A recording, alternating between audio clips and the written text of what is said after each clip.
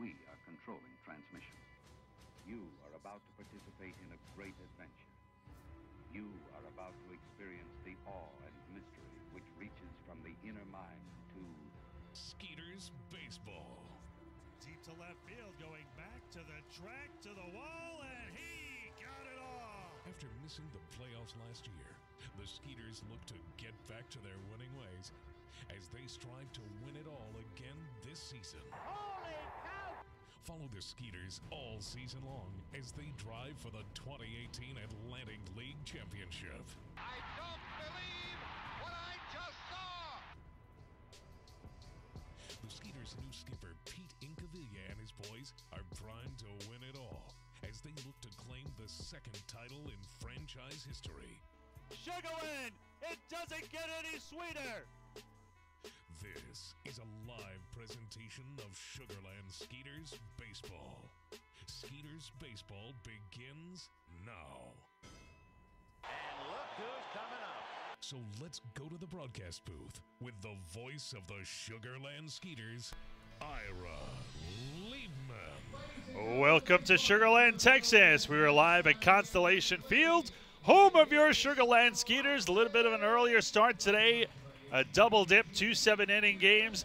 The Skeeters coming with the best record in the Atlantic League at 74-37, 33-15 in the second half for the front-running first-half Freedom Division champs. They are 7 games in front of the Barnstormers. The Barnstormers have the second-best overall record here in the Atlantic League at 63-46. They are 25-21 in the second half.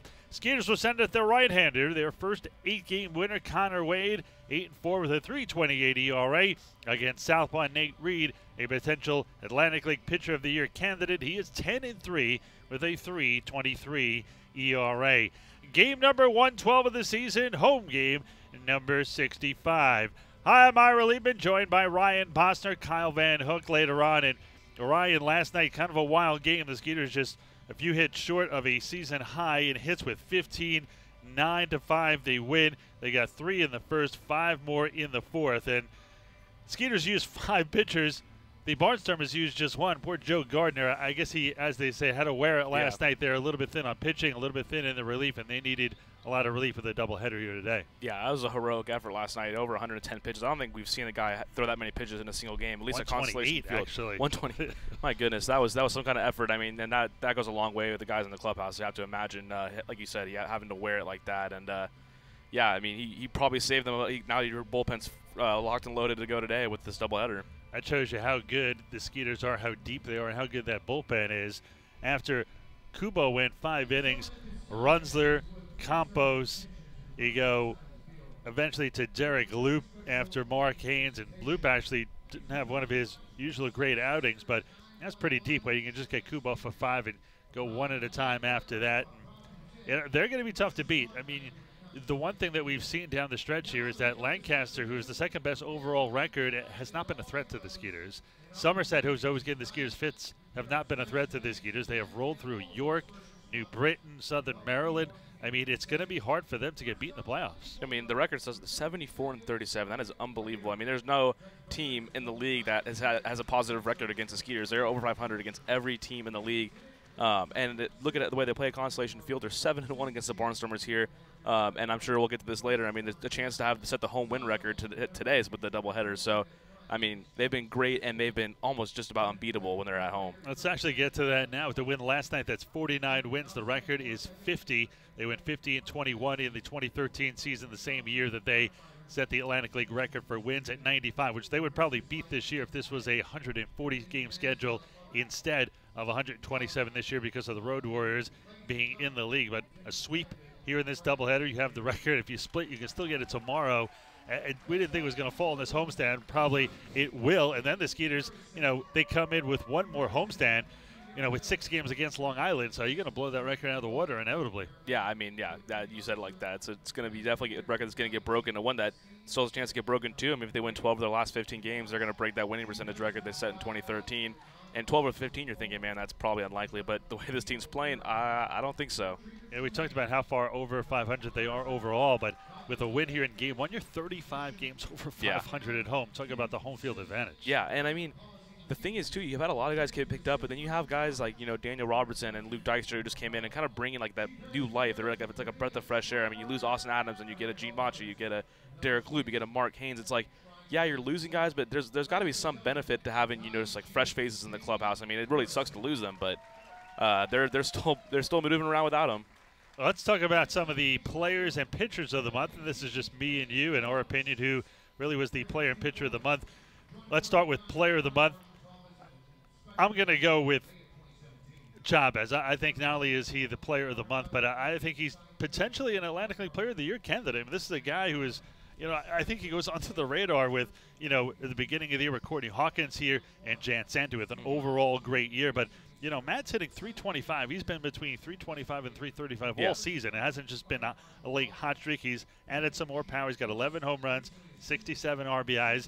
And I know we talk about everybody defensive, but he's phenomenal down at first. Yeah, and I think this month especially we saw the power. He had the 4 home runs this month. He's up to 11 on the year now. At the beginning of the year, man, you think back to that new Britain opening series, 700. He carried that almost like 400 batting average for the first month of the season. And now we're starting to see that power come along, which is definitely a good sign without that Courtney Hawkins in the lineup. 323 this month, 4 home and 19 RBIs. The other guy you have to consider because he's hitting 350 this month is Jan Santi, 350, 3 home runs, 16 RBIs. But you had 2 other things with him: 8 stolen bases because he's got the speed, and he's been phenomenal defensively. Not just in the outfield; he's played second and at first before Robertson got here. Yeah, and 8 doubles too. The 3 home runs, 8 doubles. The slugging percentage is going way up, and playing a nice center field. It kind of seems like he's solidified himself into that center field role with Barrett Barnes in left field out there now without Courtney Hawkins. As far as pitcher of the month, it's really difficult to give the nod to anybody except for James Russell. He's 2-4 with a 1.74 ERA in 5 games, and his numbers are pretty off the chart. Now he's the Atlantic League leader in ERA. Yeah, and he's going to be on the mound tomorrow too, so he's keeping himself. That's been the only thing that kept him from being the ERA leader was his innings. He came here a little bit later this season. Man, he's really turned it on this month. A sub-2 ERA, 5 starts. It wasn't like it was a small sample size. That's a very big sample size, and he's that veteran presence they have in that rotation now. They really need. Well, speaking of James Russell, the former big leaguer, Ryan had a chance to sit down and speak with the Skeeters Southpaw ace. And when we come back, we'll hear from Ryan and James Russell. We'll return on the Skeeters pregame show in just a moment. So there I was, just minding my own business when a hit and run. This guy came out of nowhere. Bam! And he just kept going. Thankfully, Texas Farm Bureau Insurance was there with the right auto coverage for how and where I drive. So I was on my way in no time to witness the hit and run that really matter. Now that's a moment worth covering. 877 Farm Bureau. Celebrate the history of our national pastime at the National Baseball Hall of Fame and Museum in Cooperstown. See priceless treasures that will bring your baseball memories to life. Find stories that will inspire and surprise. Cooperstown is where you, your family, and your friends can relive baseball's greatest moments and honor the all-time greats of the game. See all that the Hall of Fame and Museum has to offer and plan your family visit today at baseballhall.org. Hey Skeeters fans, if you're a senior, 55 or over, we have a great deal for you. Join our Silver Skeeters Club presented by Advanced Hearing Center. Silver Skeeters Club members receive admission to 9 Skeeters home games, free drink coupons on game days, exclusive VIP events, and much more. If you're a Skeeters fan aged 55 or over, don't miss out on this great opportunity. For more information, go online to sugarlandskeeters.com. Shut up and sit down.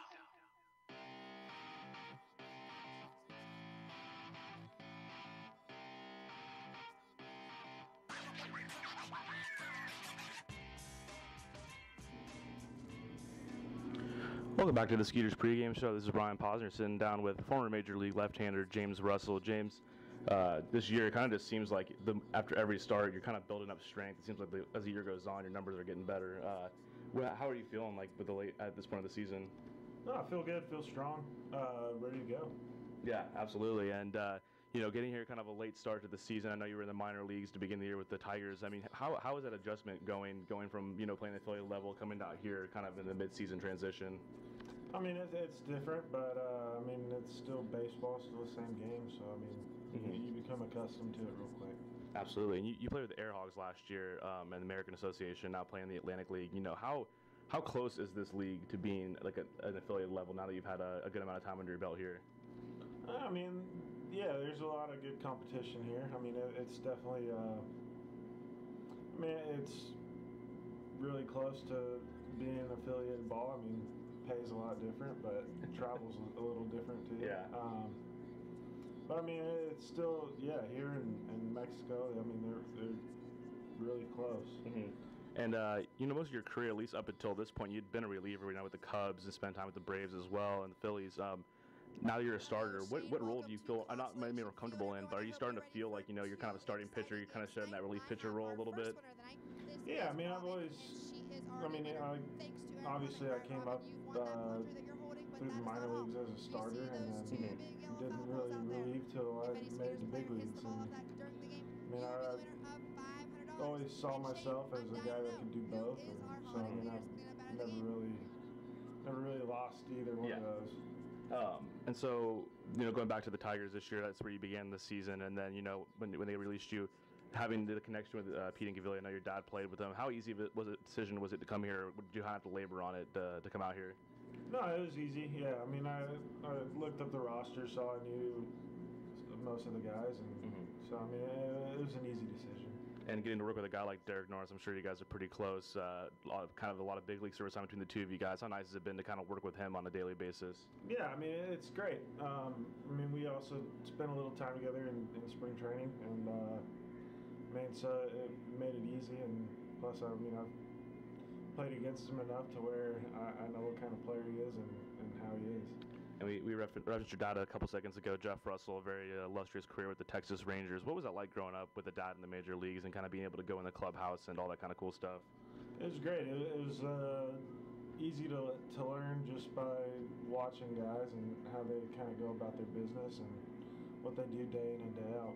And if I'm not mistaken, your dad was a right-hander, correct? Mm-hmm. And so you're a lefty. When you were growing up, was that ever kind of weird? Or how did you end up kind of being a left-hander in that situation? No, I really don't know. It worked out in my favor. I mean, everybody needs a lefty, so it helped me get to the big leagues a little quicker. Absolutely, and you had a lot of Texas ties. I know you went to Texas for a season. You went to high school in Texas. You played with the Airhogs last year. Now playing with the Skeeters.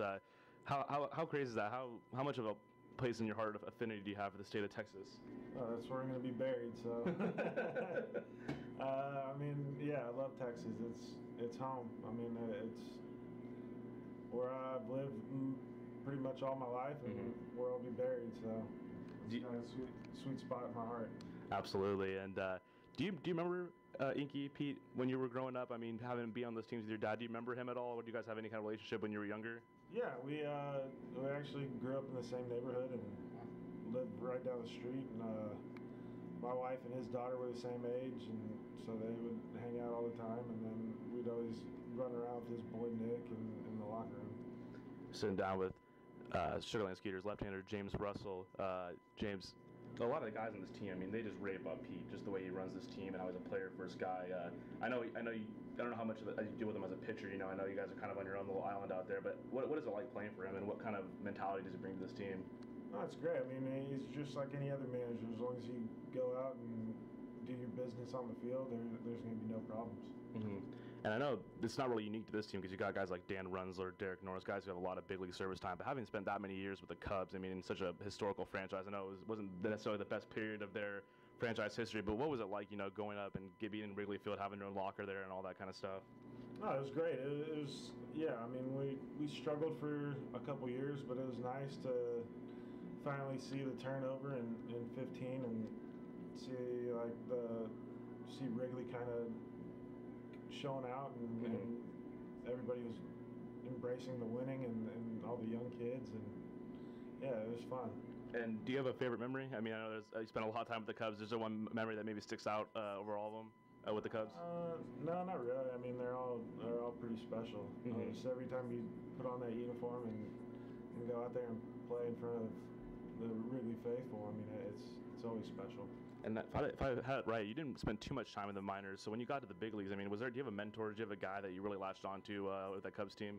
Yeah, I mean, I was fortunate. There's a lot of older guys. I mean, Derek Lee was there. Zambrano was always really, really good guy for me, and so was Sean Marshall and Ryan Dempster, and Ted Lilly. I mean, it was just a lot of guys that with a lot of experience that would help me out and help me learn. Absolutely. And shifting back over to your season with the Skeeters, I mean, right now, I'm sure, I don't know how big of a numbers guy you are, but you are leading the league in ERA out of qualifiers.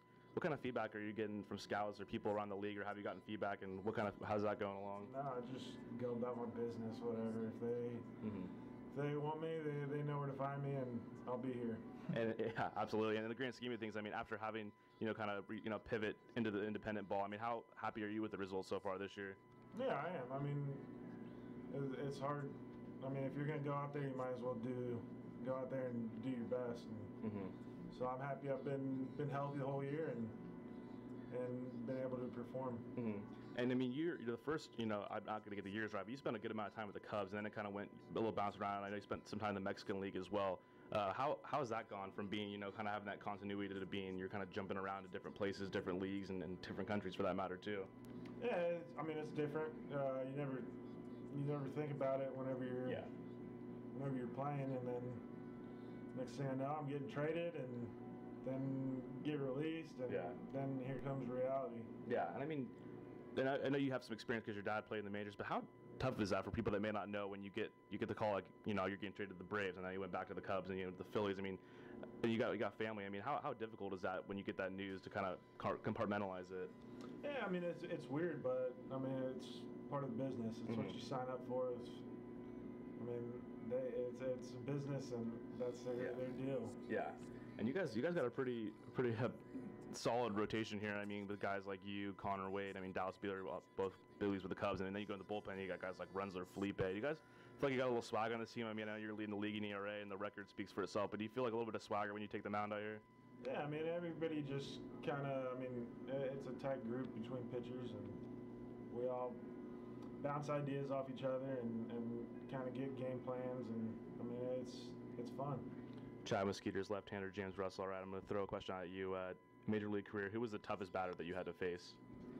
I mean, Pujols when he was with the Cardinals was never really fun to face. I mean, guys like Todd Helton were always pretty tough, especially when you're a rookie. I mean, it's not fun to face. So what's your method of attack for Albert Pujols? He's in the height of his career, Cubs, Cardinals, big rivalry. What's your method of attack for Pujols? I mean, you have to throw him in and hope he's not cheating there. and as far as this league, is there a player that you faced that you're kind of like, oh man, that was a pretty tough at bat? I know with only 8 teams, you see guys a bunch. I mean, has there been one guy you feel like he's kind of had your number a little bit?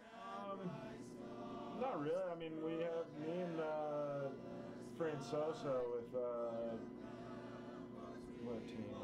Somerset. Yeah, he always puts a good at bat against me. I mean, I always get ahead of him 0-2, and then next thing I know, it's usually probably 10, 12 pitches, and he battles up there pretty good.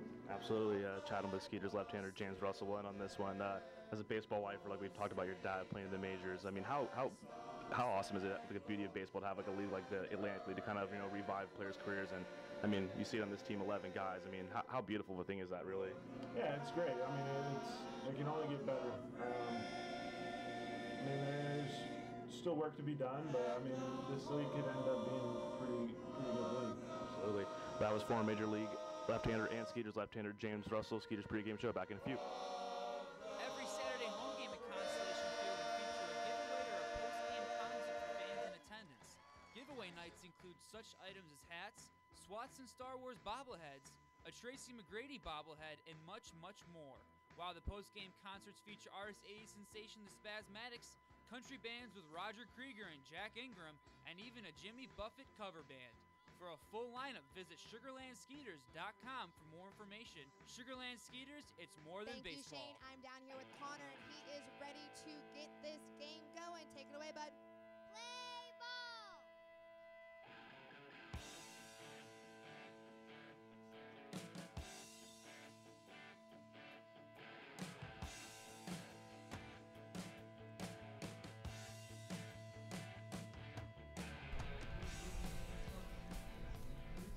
Welcome back to Constellation Field. Time to take a look at the starting lineup for the visiting Lancaster Barnstormers. Leading off, the speedy Darian Sanford. He'll patrol center.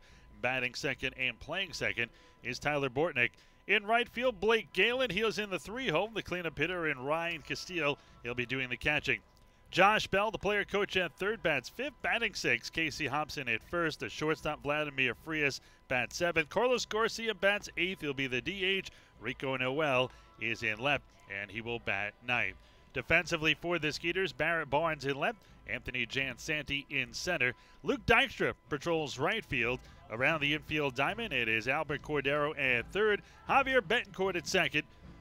His double play partner, former big leaguer Daniel Robertson, is at second. Matt Chavez is at first, catching Derek Norris. And on the mound, Skeeters right-hander Connor Wade, who leads the team with 8 wins. He's 8-4 with a 3.28 ERA. This will be his 25th appearance. He has making his 19th start, 117 2/3, 65 Ks, but only 16 walks.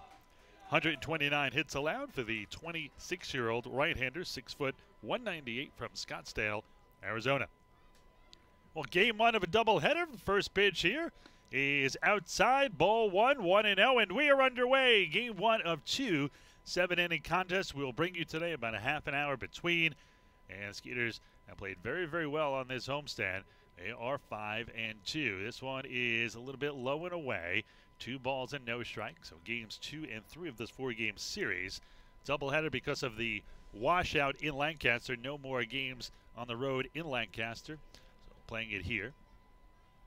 This one is a strike, and that doubleheader part of that disaster game when the Skeeters sat around for 7 innings or 7 hours and finally played around midnight, only for the game to get rained out after 2 2/3 anyway. This one, hot shot, left side.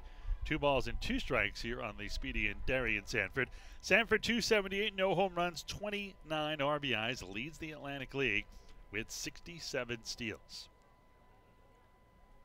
Noel also an all-star this year. Excuse me, Sanford also an all-star this year in 2018 for the Barnstormers. So on a slow tapper to second. They'll have to hurry with the speedy Sanford running. And Skeeters' second baseman, Daniel Robertson, throws him out. 1 out, none on for Tyler Bortnick. Ira Liebman, Kyle Van Hook now joining us here. Kyle, how are you today? Good. Ira, how are you doing? I'm very good. Did you miss me last night? I missed you something awful. I got a you know what? little bit you of say a junior that broadcaster to fill in for you. You say that, it's just like hearing it from my wife. I know she doesn't mean it. Oh, that's not right. Unlike your wife, I really There you meant go. it. Thank you very much. Good one. Good night last night, huh? Yeah, not bad. 9-5, 15 hit attack. Wow. Offensive explosion. Missed the chance to see Yasutomo Kubo. Would have liked your opinion on him. He's got a few different arm angles. He's got about 6 pitches. He is kind of fun to watch. Went 5 innings. Coming from everywhere, huh? Yep. 1 ball and no strikes. Coming from Japan, actually. The 1-0. This one way inside. Did that get a piece, Bortnick? No, it did not.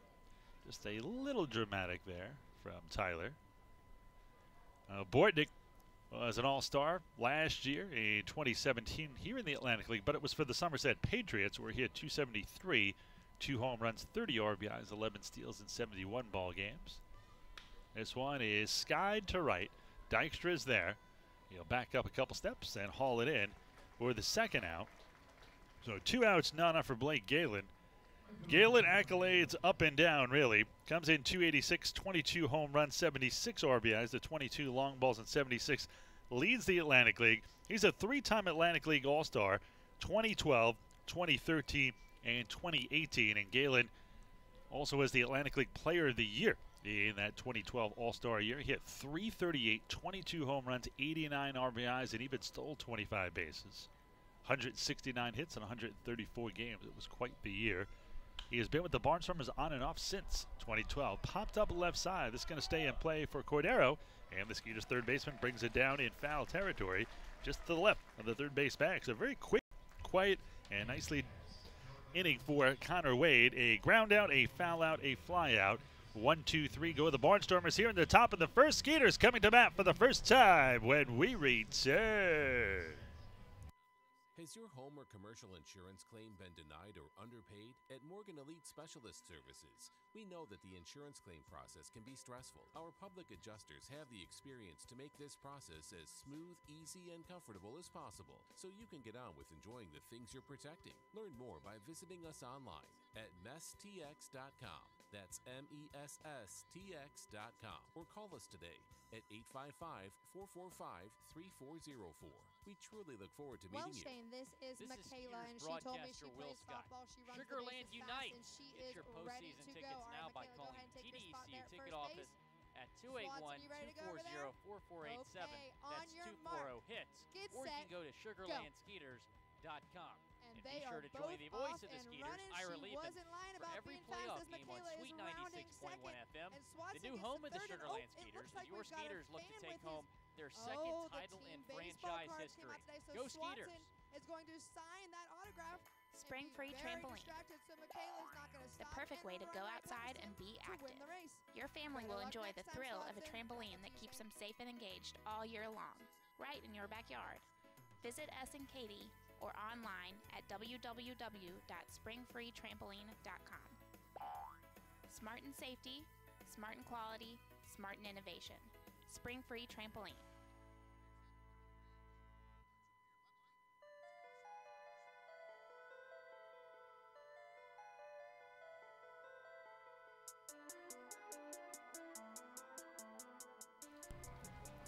Time to take a look at the starting lineup for your Sugarland Skeeters. Leading it off is Barrett Barnes. He'll patrol left. Anthony Jansendi bats second. He'll be in center. The catcher, Derek Norris, bats third. Matt Chavez, the cleanup hitter. He'll be at first. Is the third baseman, Albert Cordero, batting fifth. Batting sixth, Dennis Phipps. He's the DH. Luke Dykstra is in right. He'll be at the seventh spot. Batting eighth, Javier Betancourt, the shortstop, and batting ninth, former big league second baseman, Daniel Robertson. Defensively for the Barnstormers, Rico Noel in left, Darian Sanford in center, Blake Galen in right. Around the infield, Josh Bell at third, Vladimir Frias at short, Tyler Bortnick at second, Casey Hobson at first, Ryan Castile doing the catching for left-hander Nate Reed on the mound. First pitch here by the southpaw is a little bit outside, ball 1-1-0. Reed 10-3, a 3.23 ERA. This is his 20th appearance, all starts. 97 and a third, 94 strikeouts against just 34 walks, so just short of a 3-to-1 strikeout to walk ratio. He's allowed 84 hits. The 30-year-old left-hander, is 6'3", 180. He is a native Pennsylvanian from Reading, Pennsylvania. Drafted twice, first by the White Sox. The 1-1 here from the lefty. This one swung and a miss. 1 ball and 2 strikes to count. White Sox grabbed him in the 20th round in 2009 out of Kutztown University in Pennsylvania. Then he was selected by the Mariners the following year in 2010, the 40th round at the University of Pittsburgh. The 1-2. Way inside. 2 balls and 2 strikes here on Barnes. Reed is 30 in the Atlantic League with a 3.23 ERA. Tied for second with 10 wins and 5th in the league in strikeouts. Pitched very well of late. Last 3 starts, 2-0 with an even 2 ERA. Good piece of hitting there by Barnes protecting. Smacks the ball on the outside corner down the right side, 2-2. 18 innings during the last 3 starts. He has struck out 19 while walking just 4 and allowing 13 hits, so he's been on his game. Like our own Kyle Van Hook, who's always on his game. Well, I was just fixed to say, I think we finally have our crafty lefty. There we go. This one is low. Is he crafty with 94 Ks and 97 and a third? Well, 85-87 is crafty. Okay. I'll give you that. I don't know what that last pitch was, 81. I think it's a changeup, but it fits right in. Payoff pitch to Barnes, swung and missed. That one vanished off the face of the earth. That one a strikeout, 1 out, none on. What was that? That was a pitch before that I couldn't tell what it was, and I saw it again. It's a changeup, and he's got some deception to his delivery, Ira. That high lead arm, a little bit of a funky, delivery. Reed has won each of his last 4 decisions dating back to July 19th. He's carried a 2.31 ERA over that 6-game stretch, striking out 41, walking 10 in 35 innings. A 2018 Atlantic League All-Star through 1 scoreless inning for the Freedom Division in the All-Star game. First pitch here to Jan Santi, a strike. Anthony comes in 300 on the nose, 16 home runs, 54 RBIs. The 0-1 from Reed. Swung and a missed 0-2.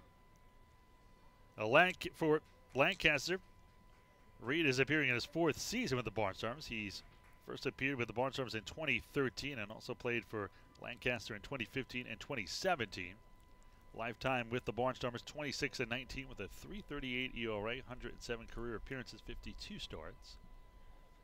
So one low, skips back to the screen, 1-2. Along with his 4th season with the Barnstormers, Reed pitched for the York Revolution in 2016. Went 1-0 with a 1.64 ERA and 24 relief appearances. It's one way outside, 2 balls and 2 strikes. Reed's also appeared in the Mariners organization, the Red Sox, the Giants, getting as high as AA. Career affiliated numbers 13 and 15 with a 5.02 ERA. This one smacked right side, foul just past the Skeeters dugout.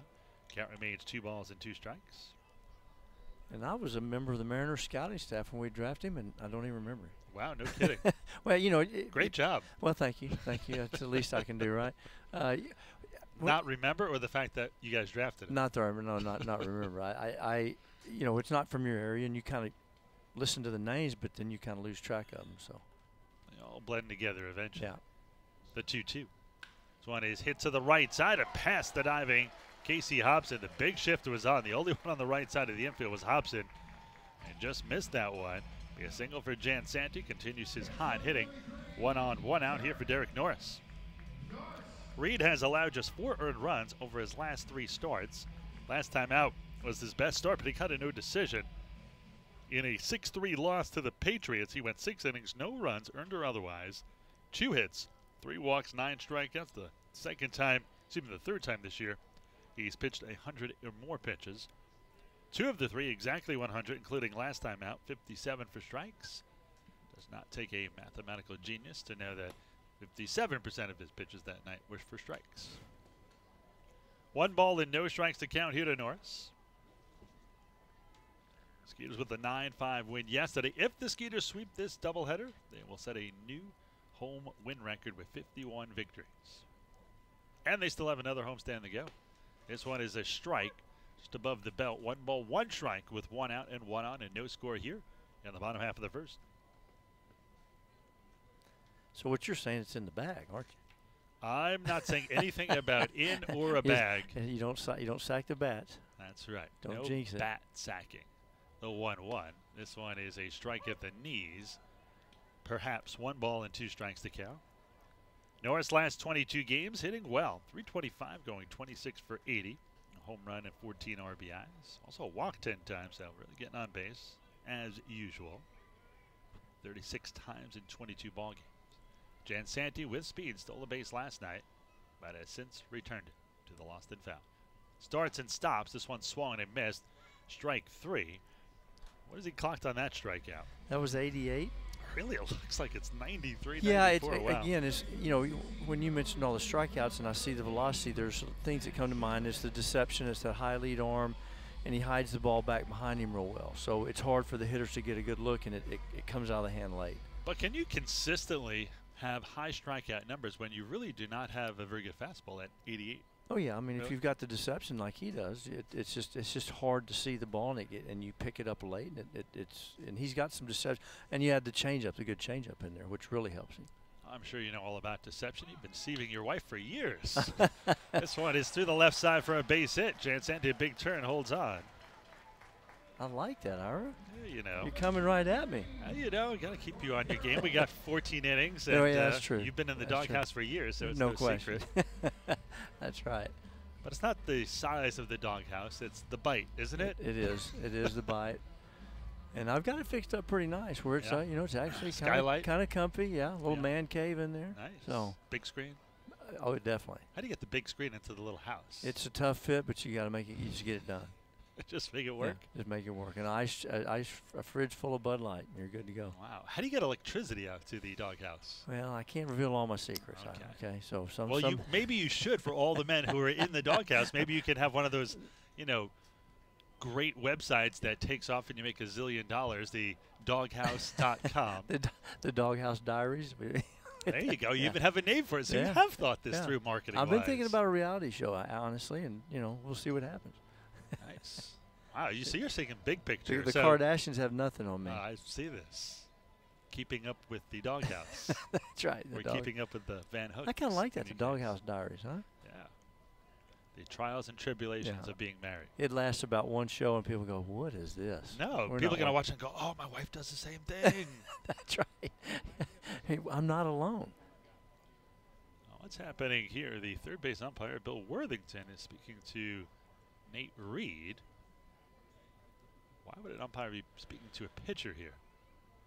He didn't call a balk. I don't know unless he maybe have given him a warning that you're not pausing, you're not stopping enough. That's the only thing I can think of. I saw the ball fouled off. We started talking, and the next thing you know, he's talking to the pitcher. 2 on, 2 out, bottom of the first, no score. This one swung and missed. 0-2 the count here to Cordero. The switch hitter batting here from the right side in. Cordero back at third. First time in a while since Juan Silverio has got here. He has not played third much. 299, 10 home runs, 55 RBIs. Open stance from the right side of the box for Cordero. The 0-2 from the lefty. Swung and a missed, strike 3. So Reed, despite his 88-mile-an-hour fastball, strikes out the side. No runs, 2 hits, no errors, and 2 men left on base. We are through 1 inning of play. No score here at Constellation Field in Game 1 of a doubleheader. So there I was, just minding my own business when a hit and run. This guy came out of nowhere. Bam! And he just kept going. Thankfully, Texas Farm Bureau Insurance was there with the right auto coverage for how and where I drive. So I was on my way in no time to witness the hit and run that really matter. Now that's a moment worth covering. 877 Farm Bureau. Hi folks, this is Blaine Law, the owner of the Lost Cajun in Rosenberg, Texas at the Brazos Town Center. I'd like to introduce you to the Lost Cajun. This is Griff, the Lost Cajun, and we're so glad to be in Rosenberg, Texas. Come out, folks, and meet us. Try some great food, seafood gumbo, chicken and sausage gumbo, crawfish etouffee, red beans and rice lobster bits, and jambalaya. Let's bon temps roulette. Let the good times roll. Oh, they got that food to go in there. Kane in that Gator too. 281-762-0512. Hey, what's for dinner tonight? That's probably the hardest question we all answer every day. May I suggest La Cocina Mexican Restaurant? Dine in or take away. They have the best Mexican food in the area, and it's all handmade from scratch. Try their famous street tacos. The Fiesta Packs are unbeatable, and delivery is provided. Located at 515 FM 359, or for even quicker service or reservations, 281-238-0872. That's 281-238-0872. Hi, I'm Kim Holstead with Coldwell Banker United Realtors in Sugarland. Go Skeeters!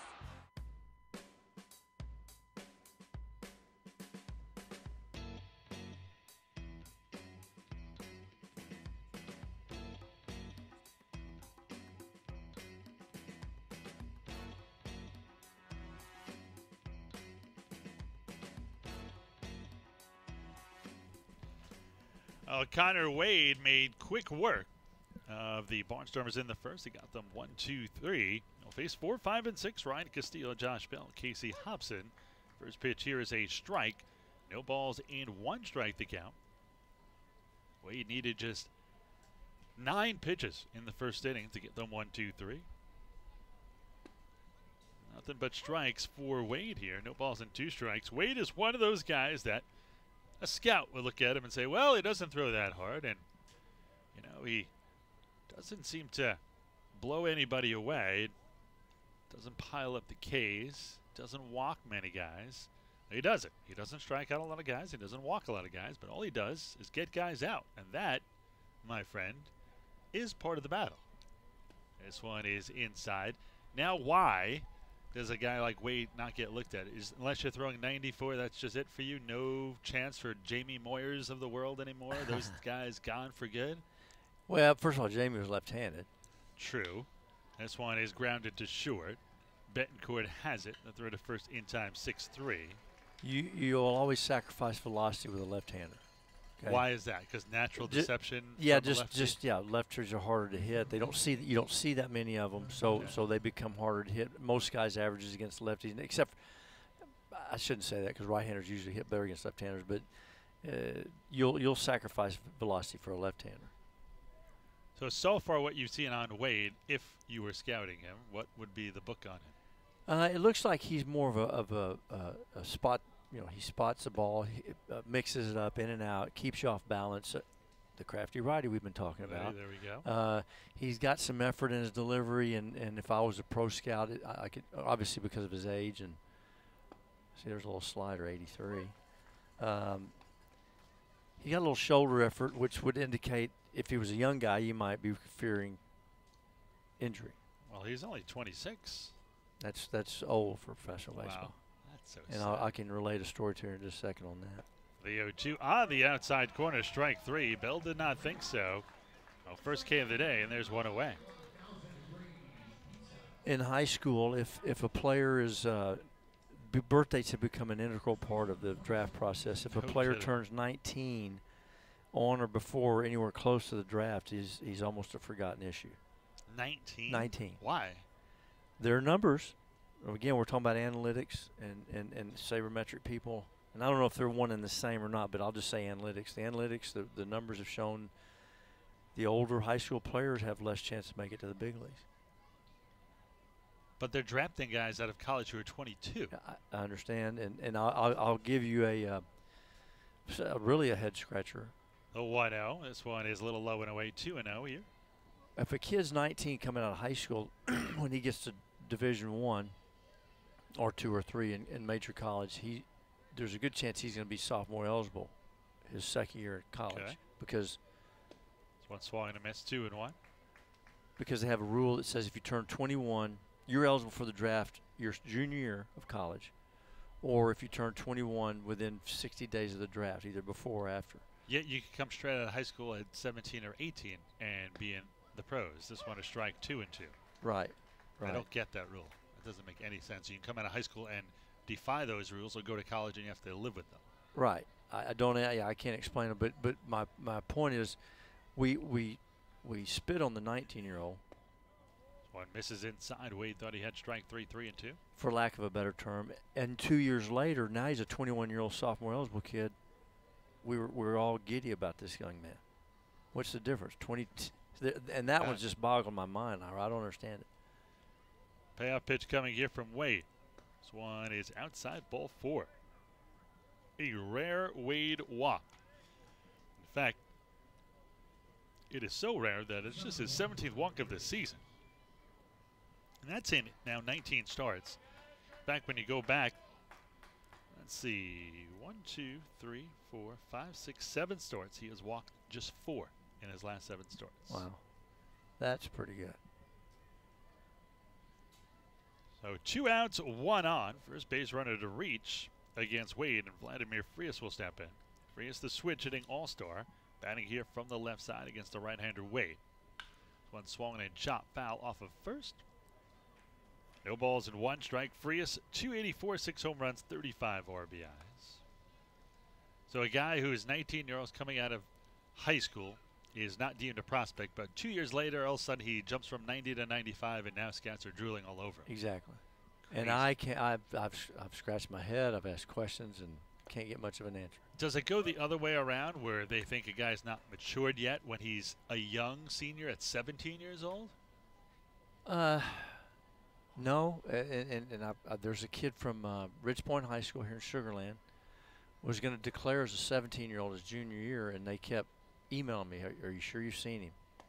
That's one on the inside corner, strike 3. We'll continue this in a minute, Kyle. Very interesting, actually. So 2 strikeouts of the inning for Wade. Like I said, he doesn't walk many. He doesn't strike out a lot. He's got 2 already through 2 innings of play. Here in the middle of the second, it is the Skeeters and Barnstormers scoreless. Tuesdays are 2 for Tuesdays at Constellation Field this season. Every Tuesday home game, fans can buy 1 field box ticket or grassland ticket and get 1 free. Watch the Skeeters in exciting Atlantic League action. Half-price tickets for groups are also available each Tuesday, or you can buy tickets 24/7 at sugarlandskeeters.com. For more details, give us a call at 281-240-4487. That's 240-HITS. Sugarland Skeeters, it's more than baseball. Salon Evan and Day Spa is the premier Aveda Concept salon in Sugar Land. Locally owned and family operated since 1989. Let our Aveda trained stylists take you to the highest level of satisfaction with the latest techniques for coloring, highlighting, and precision haircuts. Treat yourself to our famous Aveda facial, Well, a Shane, relaxing I'm over massage, here in or a section signature 17 manicure with and the pedicure. Ariento Have an family, and ultimate they were salon fresh, so they experience were going today to at win Salon this Evan and Day Topo Spa. Chico hat just for being our most refreshed fan. 281-980-5160. Hey fans, come bring the family for one of the most exciting nights of the week here at Constellation Field. Firework Fridays, where we celebrate our Skeeters like it's the 4th of July. With music and a fantastic fireworks show after each and every Friday home game that's included with your ticket purchase. We'll be doing this every Friday through the entire Skeeter season, so start off your weekend with a bang. For more information, contact us at 281-240-HITS or visit us on the web at sugarlandskeeters.com.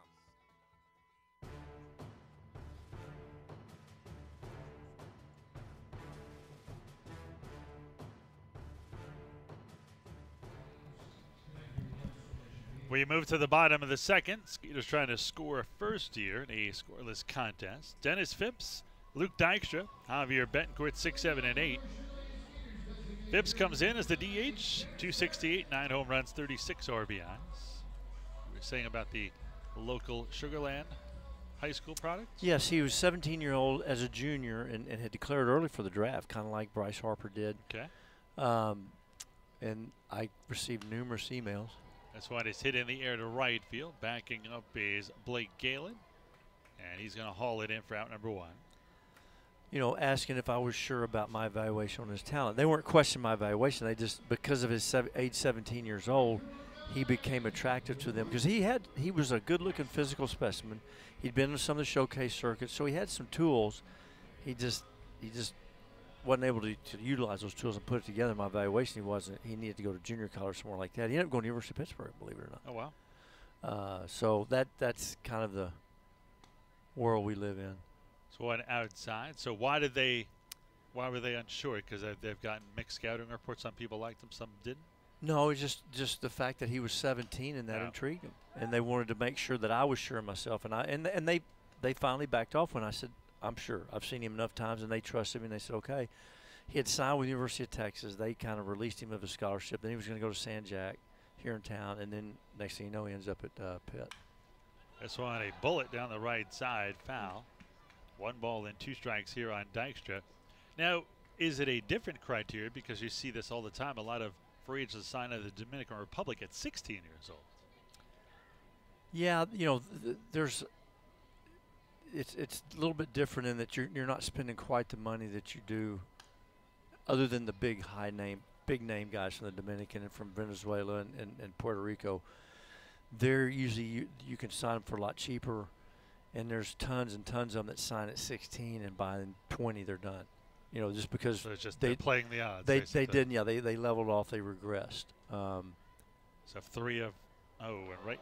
Dykstra gets hit in the back here. Off-speed pitch. Doesn't even rub. Goes straight down to first. 1 on and 1 out here for Javier Betancourt. Scoreless here in the bottom of the second. Ira Liebman here with Indian scout Kyle Van Hook. So they're just looking, sign 100 of these guys, and if 3 of them work out, it works. Now there are some of the international signing guys that get the big money, $3 million. Okay. But if those guys were playing in D1s in the United States, they may get $4 or $5 million. So they're getting for about half price. Okay. And the other problem with the international players over in the Dominican and Puerto Rico and Venezuela is a lot of times they're just in workouts, that they don't see them play in actual games. Oh, gotcha. So they're tools, what we call toolsy guys that can run, throw, hit, but they don't have much feel for playing the game. The 0-1. Swung and fouled off right side. No balls and 2 strikes. So how do you tell what a guy's makeup is if you're just watching him in basically practice?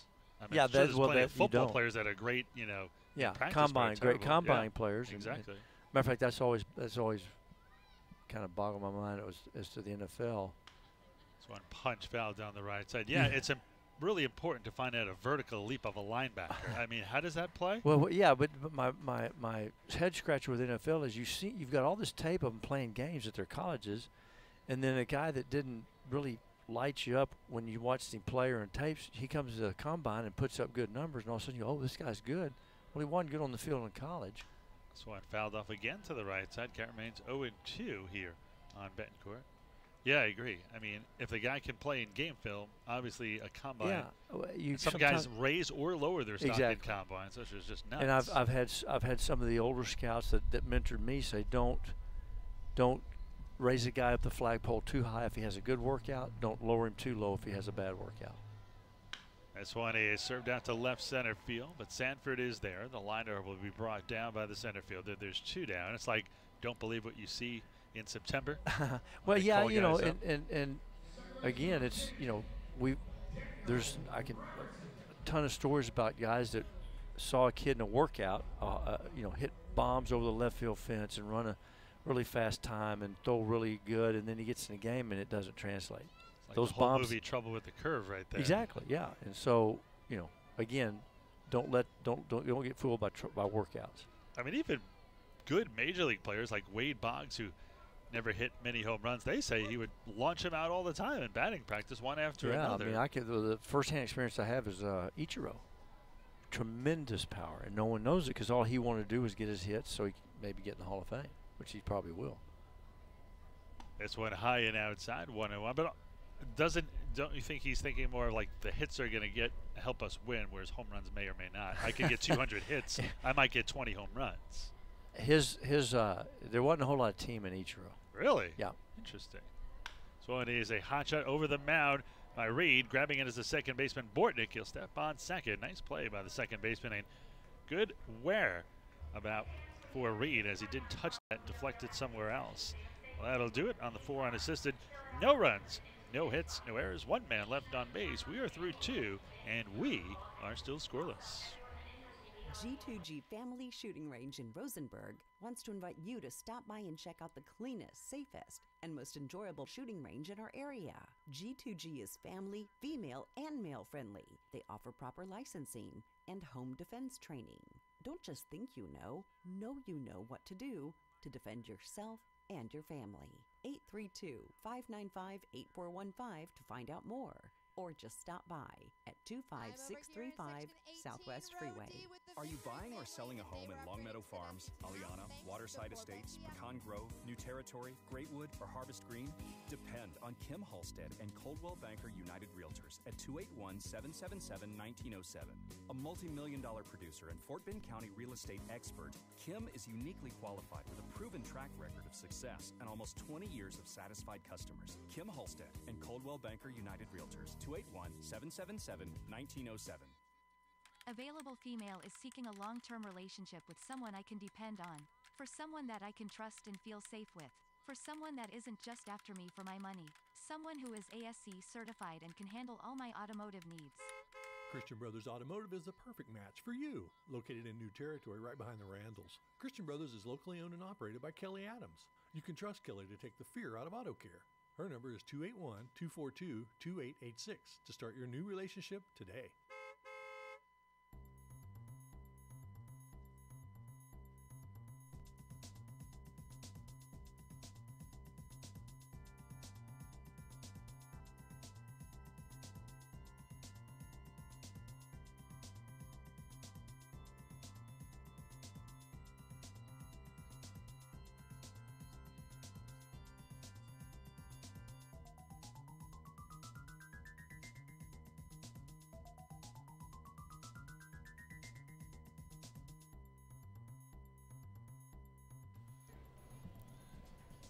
We move to the top of the third in a scoreless game. Ira Liebman along with Kyle Van Hook.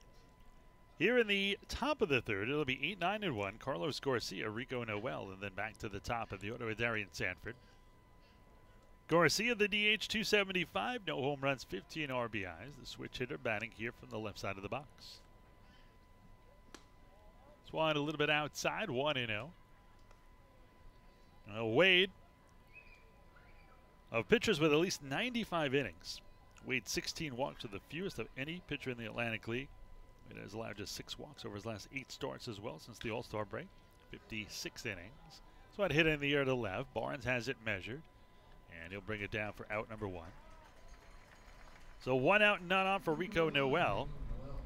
Noel came in batting .303 with a home run in 25 RBIs, playing left field with Trayvon Robinson hitting the wall in left field yesterday, and left actually took him away in an ambulance. Mostly precautionary measures, but got the wind knocked out of him, was hyperventilating a little bit.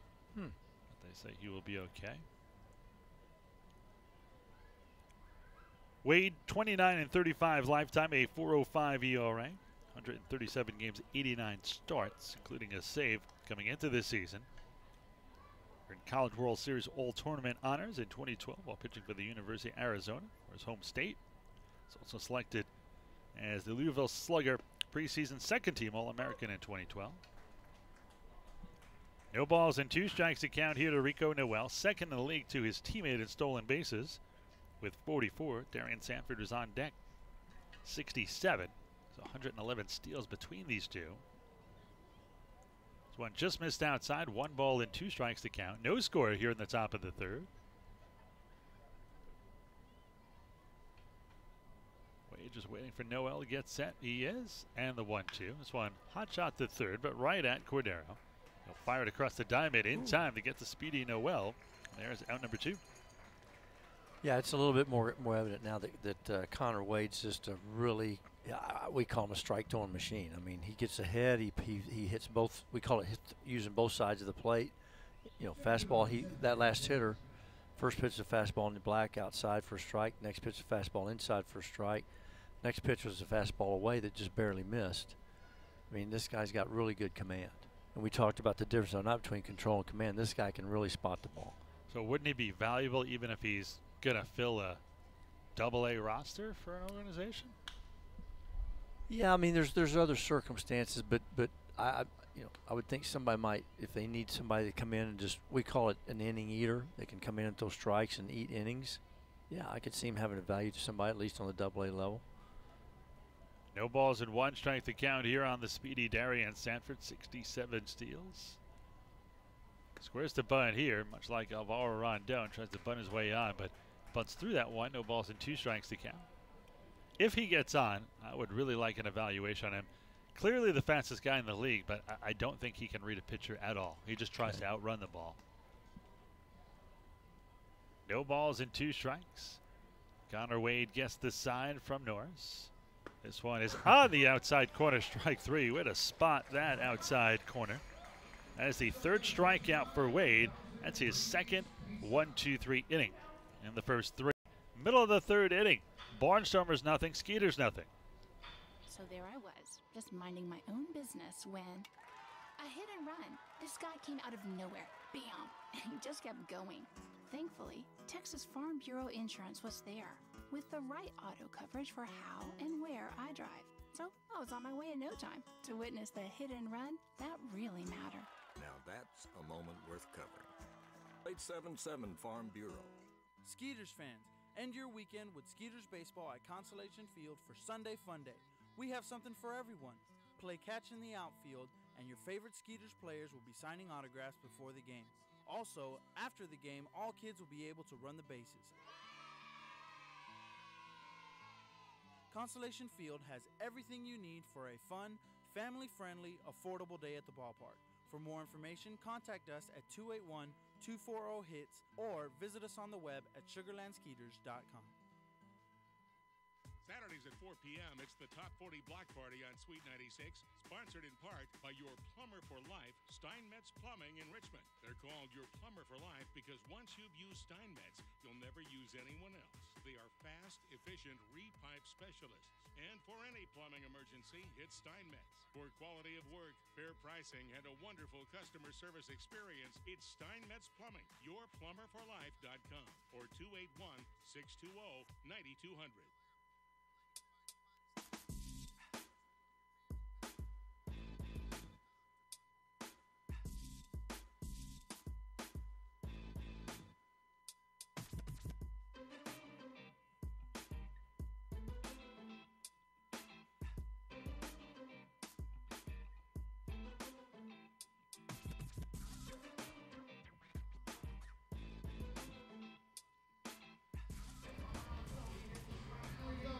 bottom of the third. Skeeters are trying to strike first here.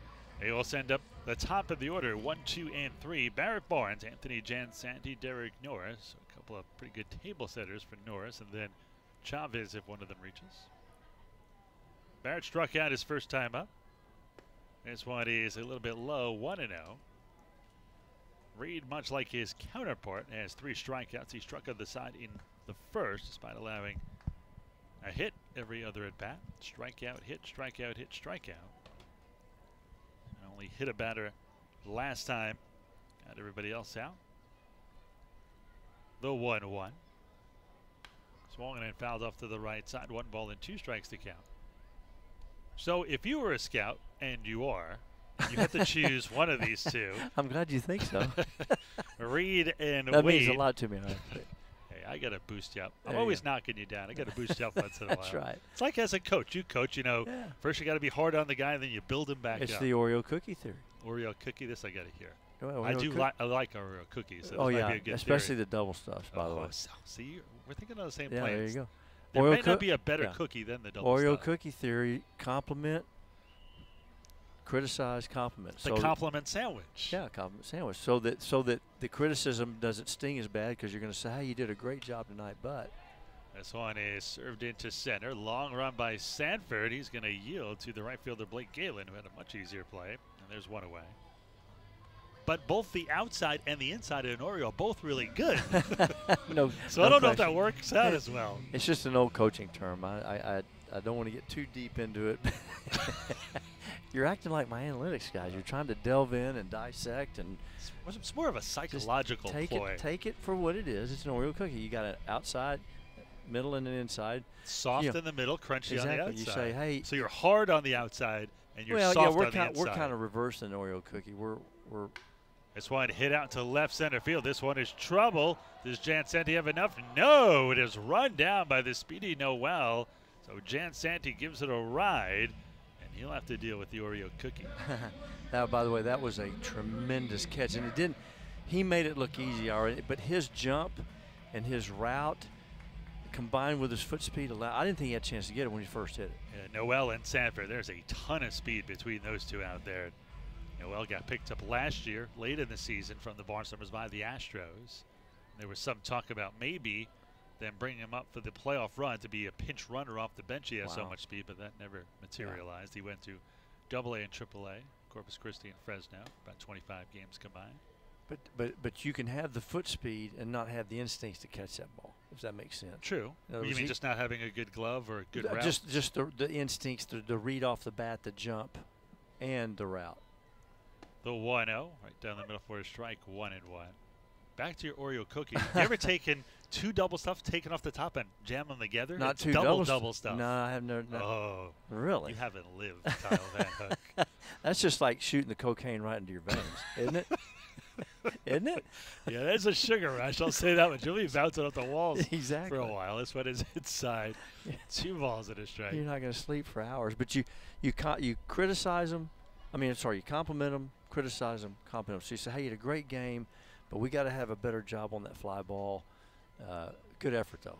Well, it's funny you say that because my girlfriend uses a similar analogy to that. She calls me a tater tot because hard exterior and soft on the inside. I'm Yeah. sure your wife never gives you any of those compliments. Well, again, I've been called a lot of things in my life, but never a tater tot, Ira. I took it as a compliment. Yeah, I got, This one is a hot shot down the third base side, just foul. Thought it might have hopped over a the tater bat. tot. I'm gonna have to think on that one. Is that a compliment or is that a subtle jab? I don't know. You know, women, they're very subtle. Again, well, I should listen to my own words. I shouldn't try to dissect it or get too analytical and just take it for what it is. Okay, I could be called a lot worse. So, a tater tot. I may call my wife that one time and see how she reacts. What do you think? You have to follow it with an explanation, otherwise she's gonna be like, "You think I'm a potato?" Yeah. Well, this one is hit in the air to center. Coming in is Sanford, still coming in, and I'll bring it down near the infield. We're out number 3, so 3 fly ball outs. Interesting how Reed is changing. Struck out the side in the first, got a ground ball in the second. Has 3 flyouts here in the third. A third of the way through, end of the third inning. Skeeters and Barnstormers are scoreless. Nora Ann's Flower Shop offers the most beautiful floral arrangements in the Sugar Land area. That certified Texas master florist Nora Sims creates something custom just for you, or pick up something beautiful and ready to impress from her shop at 15510 Lexington Boulevard in Sugar Land, between Highway 6 and Williams Trace. Locally owned and operated for over 21 years, you can trust Nora to make your floral visions come to life. Same-day delivery is available in most cases. 281-491-5858. 281-491-5858. Hey fans, come bring the family for one of the most exciting nights of the week here at Constellation Field, Firework Fridays, where we celebrate our Skeeters like it's the 4th of July. With music and a fantastic fireworks show after each and every Friday home game that's included with your ticket purchase. We'll be doing this every Friday through the entire Skeeter season, so start off your weekend with a bang. For more information, contact us at 281-240-HITS or visit us on the web at sugarlandskeeters.com. Has your home or commercial insurance claim been denied or underpaid? At Morgan Elite Specialist Services, we know that the insurance claim process can be stressful. Our public adjusters have the experience to make this process as smooth, easy, and comfortable as possible, so you can get on with enjoying the things you're protecting. Learn more by visiting us online at messtx.com. That's MESSTX.com. Or call us today at 855-445-3404. We truly look forward to meeting you.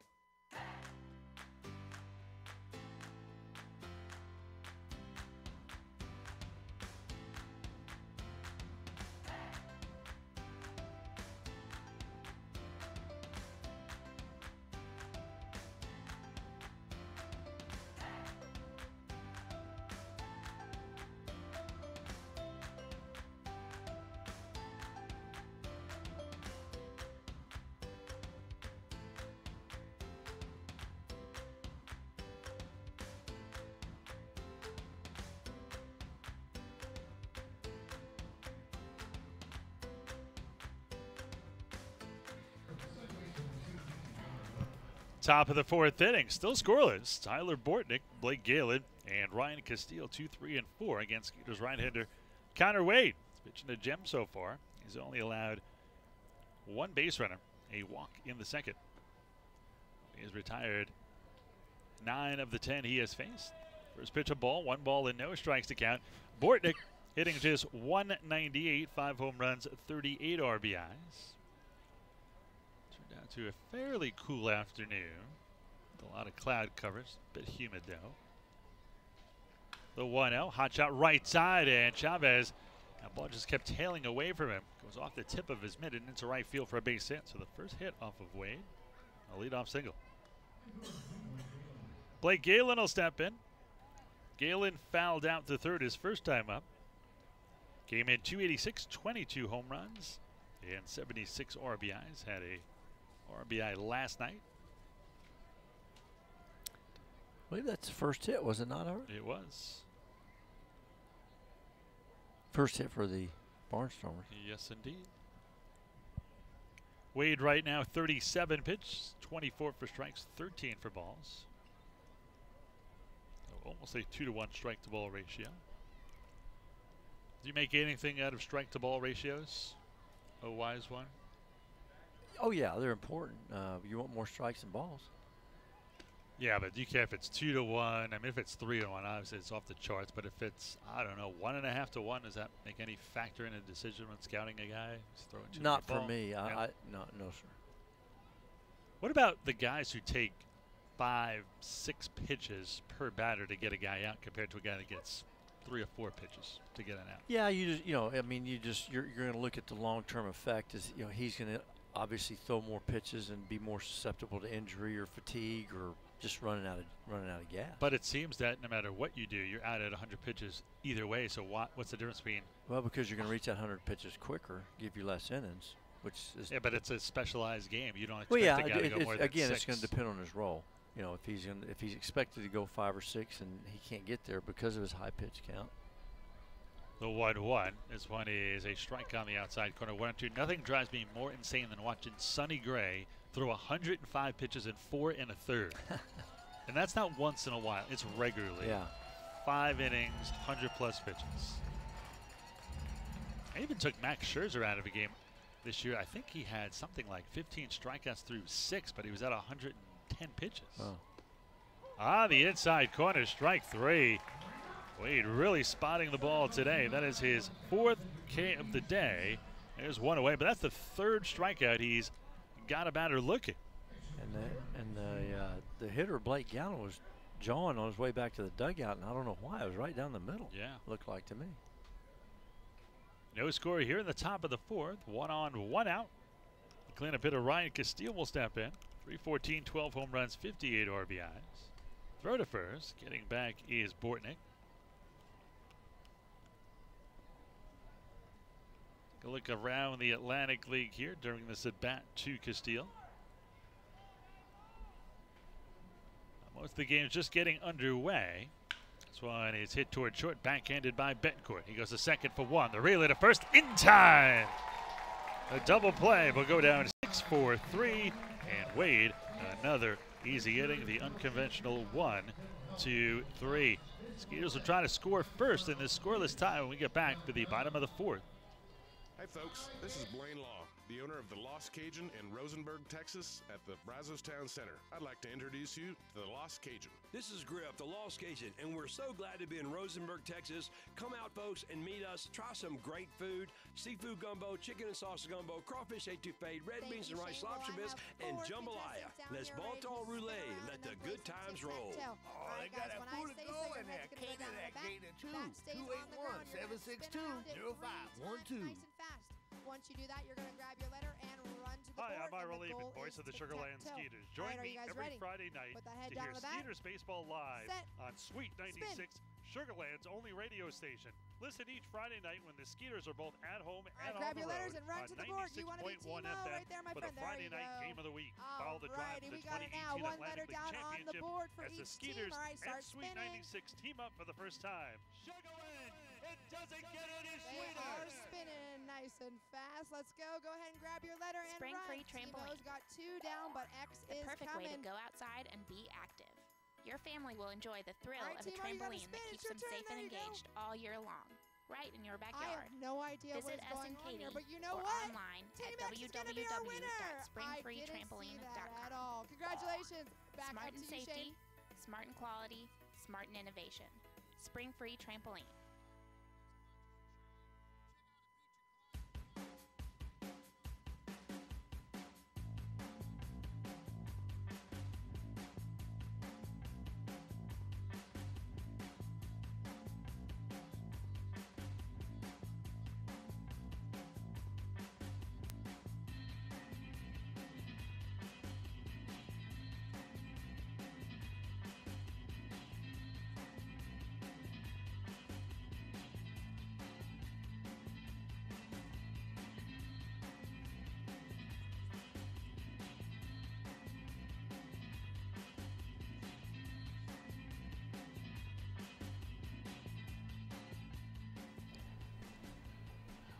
Bottom of the 4th inning. Skeeters and Barnstormers scoreless. Sugarloaf will send up the meat of the order against Southpaw Nate Reed. 4, 5, and 6. Matt Chavez, Albert Cordero, and Dennis Phipps. First pitch by the lefty is swung in. Hit toward short. Nice play by the shortstop. Fleas to his left and throws out Chavez. What a play by the shortstop. A star next to that one. Gloved it to his left and pretty much behind him. Slid feet first, pops up and threw it to first. Nicely done. That's back-to-back good plays by the shortstops, one for each team. That was a really good play by Betancourt on that backhand and double play. 1 out, none on here for Cordero. He struck out his first time up. That's when Reed struck out the side in the first. Those are the only 3 strikeouts he has. 299 for Albert, 10 home runs, 55 RBIs. First pitch just misses off the outside corner, 1-0.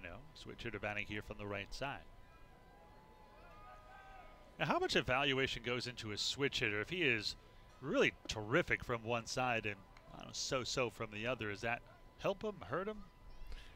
I think the fact if he shows any aptitude at all from his weaker side, that's a bonus, because depending on how you evaluate that other swing. This one is served into center. Sanford will grab it in right center for the second out. Do you draft a guy thinking, well, after we draft him, he's just not good enough from the left side, so we're going to have him abandon switch hitting? Or would it be something that an organization would try to improve that weaker side? Well, yes, that happens quite often where they say, look, just don't even worry about hitting. You know, if he's a left-handed hitter and if he's so bad from the right side, say just give it up until your career comes to a crossroads where let's give that another shot. I've seen that happen before, but it is a plus or a value to a player if he's got some aptitude from that other side. You know, you get prototypical right-hander that can really run, but he can't hit a whole lot. So we said, let's put him on the left side and see if he can put the bat on the ball, which might get him on base more. The 1-0 is up high 2-0. On that same note, would you be less likely to draft a guy who is very weak from the left side but strong from the right side because he's going to see more right-handed hitters, so he's going to bat from the left side more? So on swung and a miss, 2-1. I think it's the overall package. You know, if he just absolutely is non-functional from one side of the plate, his draft status is going to drop. Just depends on how functional he is from that other side, and you know how the overall package. In other words, 2 balls and 1 strike. The count. Reed was ready to deliver. Phipps asked for timeout granted, and Reed kind of went through but didn't release it. The 2-1 from the southpaw. And Swanee is low and in. 3 balls and 1 strike. So good hitters count for Phipps. He's got a ton of power. 268, 9 home runs, 36 RBIs. He's 0 for 1. Flat to right his first time up. Scoreless here in the bottom of the 4th. Ira leaving along with Kyle Van Hook. The 3-1. Strike on the inside corner. Phipps backed off of that. That clearly caught the inside corner. Full count here, 3-2. Did you see the way he took that pitch? That kind of jumped back. That's the deception. He thought the ball was coming in on him, and it didn't. It ended up tailing right back over the middle of the plate. Payoff pitch. Down low, ball 4. Gets through the wickets of the catcher Castillo, but Phipps taking off the shin guards and all his armor. As the first walk issued by Reed.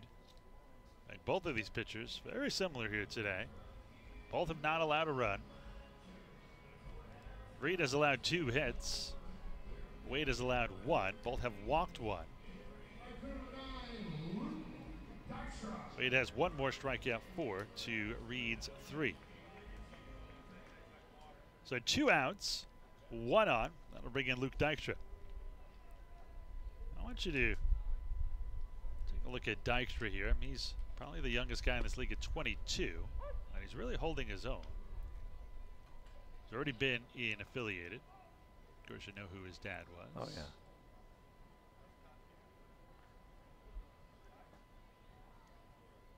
The 0-1 from the southpaw. This one swung in, fouled into the net.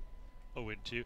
Does a guy actually get a better look if he's the son of a former big league great? I've heard a player say, "Yeah, well, if I had that name, guys would be looking at me too." He might get a better look, but I don't think he's going to. I mean, he's still going to have to put up numbers and do what he needs to do. I don't think he's going to get any favors once he signs and goes out. But it seems like those guys get favors to get them signed. Whether they do well or not in a system is another thing. Oh yeah, I mean, that's what I just said.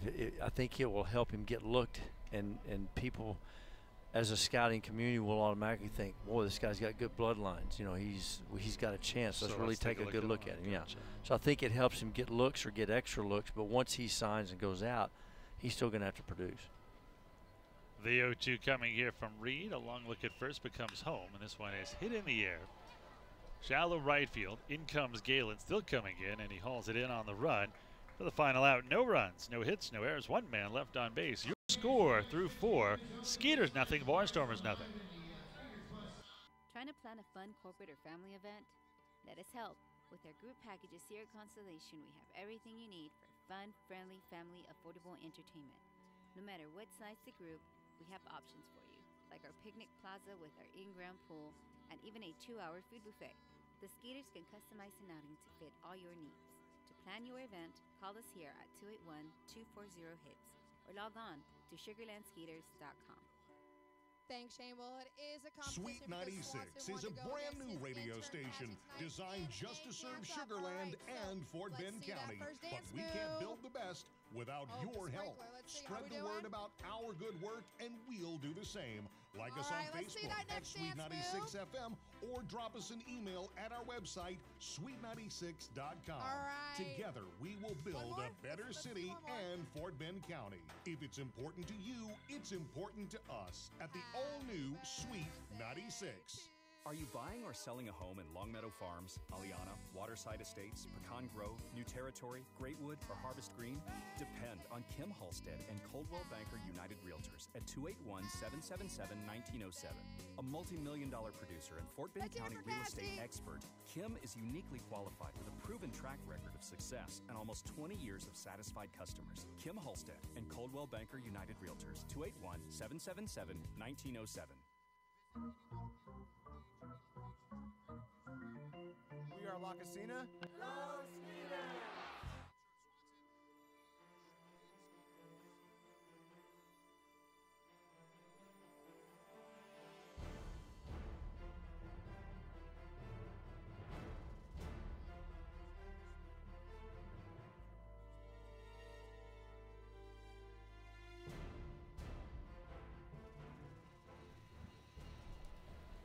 Connor Wade back to work for his 5th inning. So far, 4 shutout innings, 4 Ks, 1 walk, 1 hit baseball. 5, 6, and 7 here for the Barnstormers. The switch hitting Josh Bell, the left-hand hitting Casey Hobson, and then another switch hitter in Vladimir Frias. Bell struck out his first time up against Connor Wade. First pitch, grounded to the right side. Chavez will feed Wade. Covers it nicely. 1 pitch, 1 out.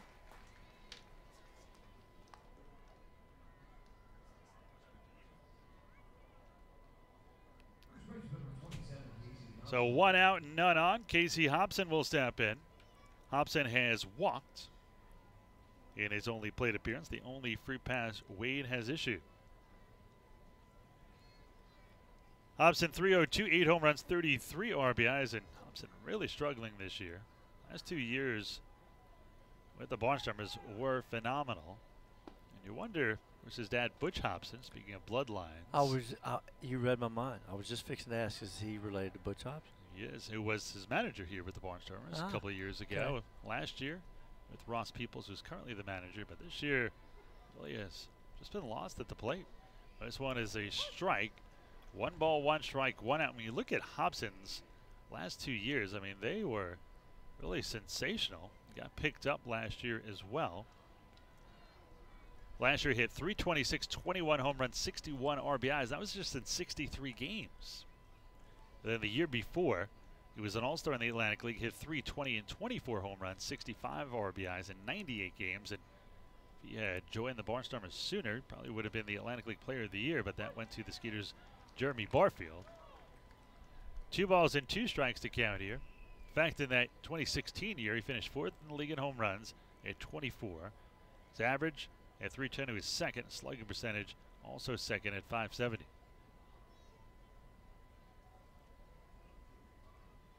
The 2-2 by Wade on the inside corner, strike 3, and he takes care of Hobson. And for a guy who doesn't usually strike out a lot, that is the 5th strikeout already for Wade. That is the 3rd time he has done that this season, so 1 more K would be a season high.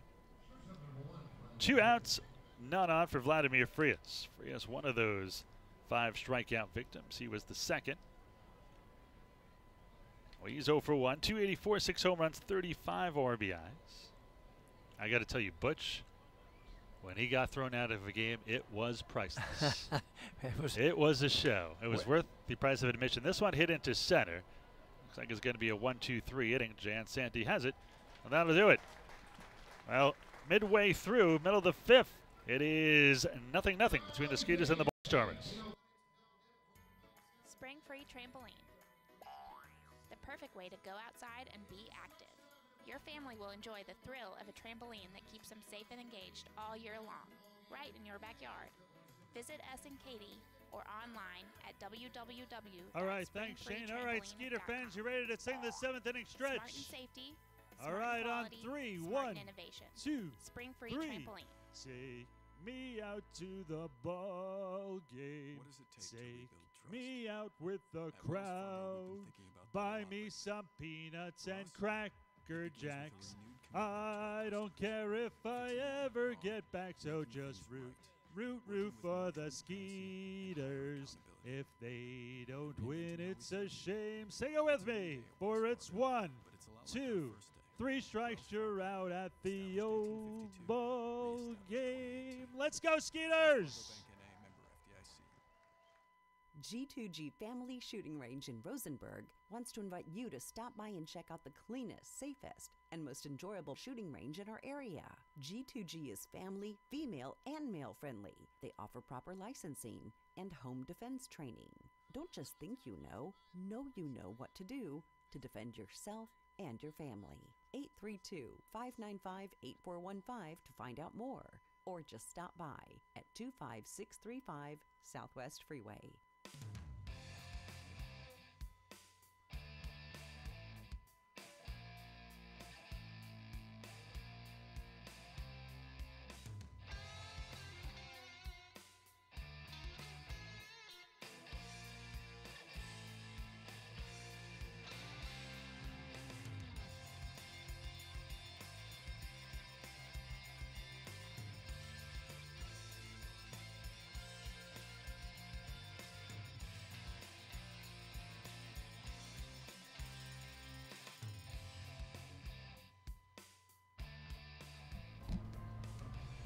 Well, we move to the bottom half of the 5th inning. Skeeters and Barnstormers scoreless. Skeeters trying to strike here by sending up Javier Betancourt, Daniel Robertson, and then Barrett Barnes. 8-9-1. Betancourt line to center field his first time up. He is 0 for 1.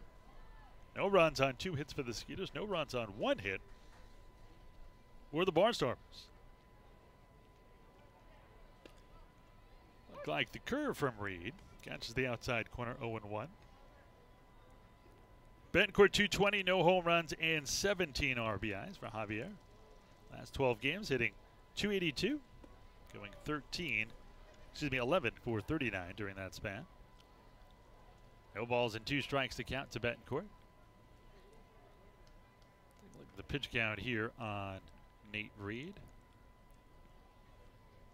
He is at 63 pitches, 44 for strikes. This one is hit in the air to right, but that wind blowing in from left center just turns into an easy out. Fly it to right, out number 1. That'll bring in Daniel Robertson. Begin to wonder, are we going to ever score? Either team ever going to score here, Ira? I don't know. That's the thing about these 7-inning games. Like, everyone has a little bit more strategy. Like, there's less chances taken early, which usually leads to extra innings. Mm-hmm.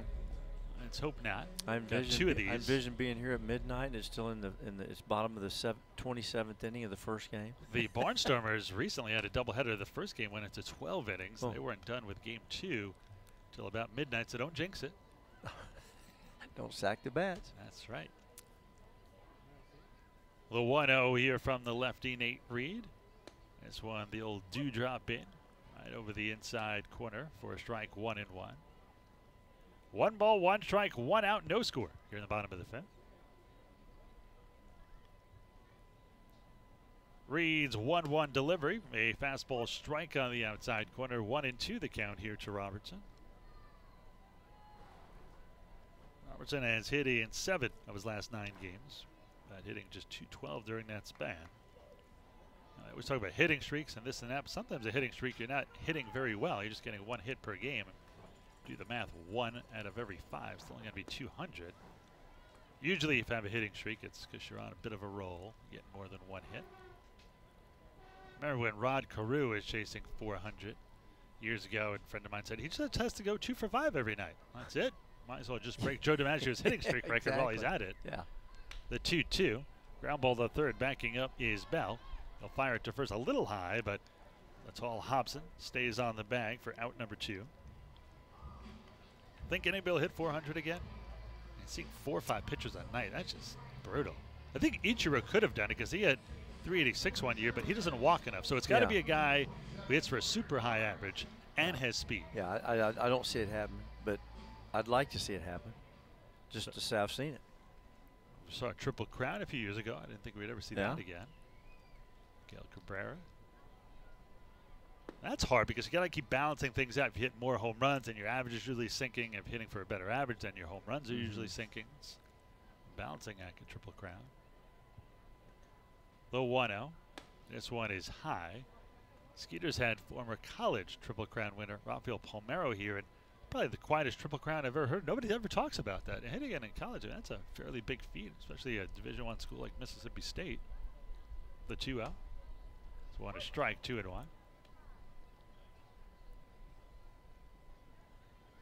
Also seems that an entire team plays better around a long hitting streak. I remember when Paul Mahler had the 39-game hitting streak. The Brewers weren't a great team, but suddenly they were playing really well. So one low, 3-1. Kind of give a little motivation, you think?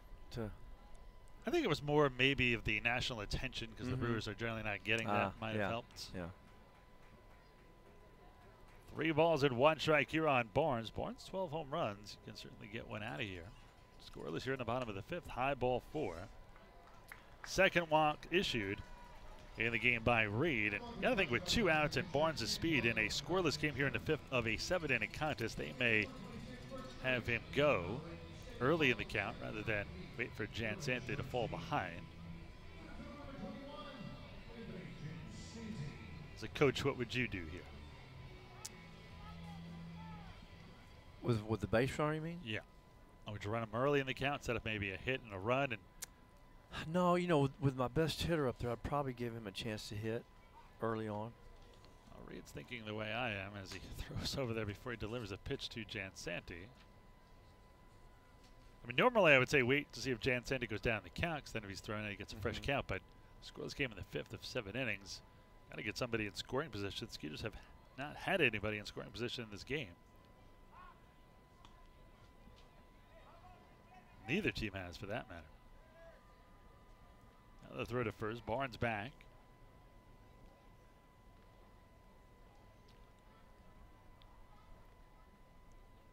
Barnes, one of 3 Skeeters with 20 or more stolen bases. He is exactly 20. He's 20 of 28. Does not go here. It's one low and away, backhanded by Castile. 1 ball and no strikes to count.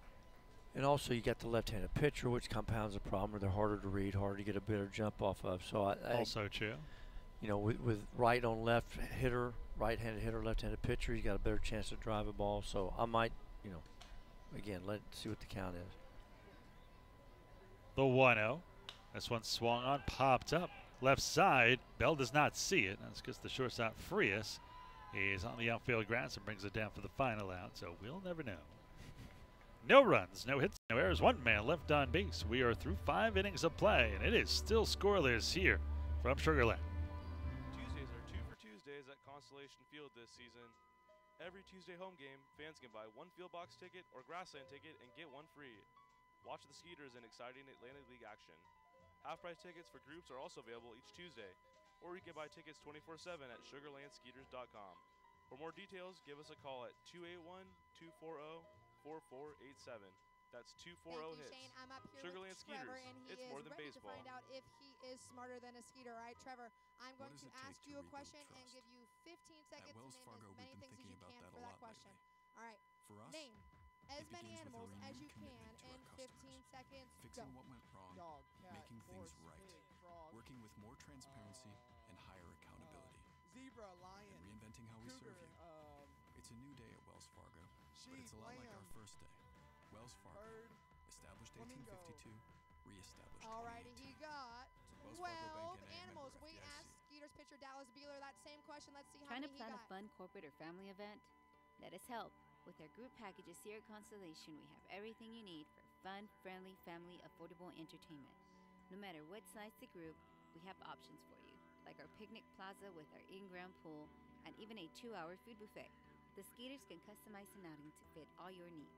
To plan your Is an event, ant call us considered here an at animal? All right, well, 281-240-HITS You got 12, or log pretty on close. to Awesome job. We're going to send it back up to sugarlandskeeters.com. you, Shane.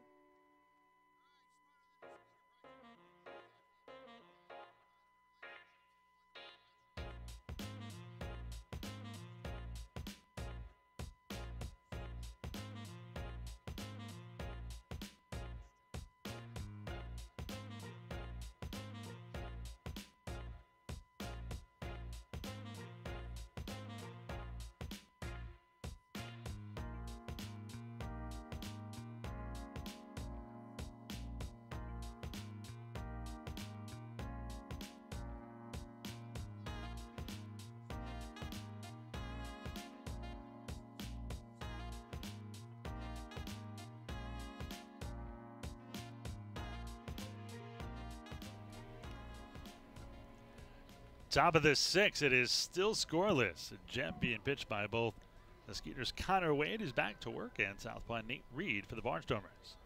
First pitch, a drag bunt right side. It's going to be very tough, and this is going to be a bunt single.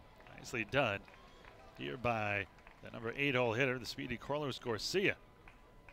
Let's see if the Barnstormers, who play very good station-to-station baseball, try some small ball. Remember, they have 224 steals as a team this year. Garcia, he's had a bunch of those steals. He has a 19, so he's looking for number 20. 19 of 22. Rico Noel, maybe he's bunting here. Albert Cordero at third in, he thinks as well. Smart move by Wade to see if Noel would give away the bunt. What do you think, bunt him over here if you're the... Yeah, you got your 9-hole hitter up who's, you know, even though he's hitting 303, but plays right into your hands. So, yes, I think so. See if he squares here. Oh, And again, they throw to first. They may have him, and they do. What a move by Wade. I don't think the bunt was on. It looked like Garcia was going, or maybe just got caught napping. Caught stealing, goes down 1-3, or a pickoff rather, goes down 1-3. Huge out by Wade. Now, none of that is in order. No steal, no bunts. Yeah. Huge out by Wade. Wade 50 pitches on the nose here in the 6th. That's one, a strike on the outside corner, 0-1. Both teams identical line scores, no runs, 2 hits, no errors. It's game 2 of a 4-game series and game 1 of a doubleheader. 2 7-inning contests and a half an hour between. This one a strike right near the knees, 0-2. Getting windy in here. I guess any breeze is welcome. Yes. No balls and 2 strikes here on Noel. Grounded out to third his first time up. He's 0 for 1. So one misses low and away. 1 ball and 2 strikes. Noel 303, a home run and 25 RBI. So if he gets on, he'll probably go with 1 away. So many speedy guys in this lineup. Almost have a leadoff hitter every other batter. This one is just off the outside corner, 2-2.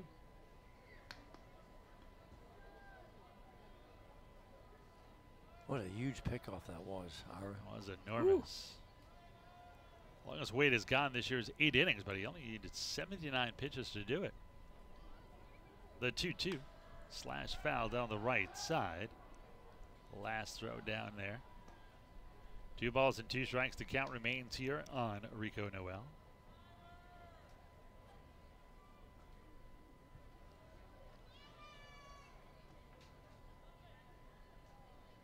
Noel has appeared in 15 major league games, mostly as a pinch runner.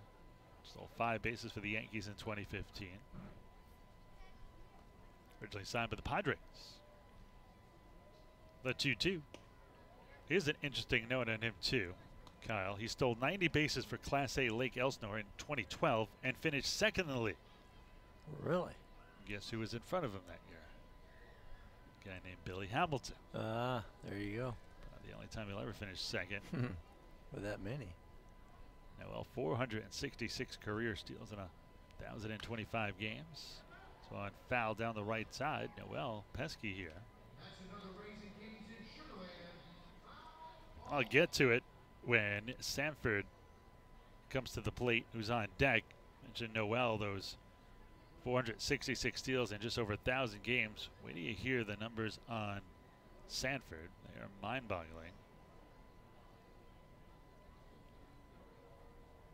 This one is poked to the right side, right at the second baseman Robertson. He'll throw out the speedy Noel, 4-3 in the putout, and there's 2 down.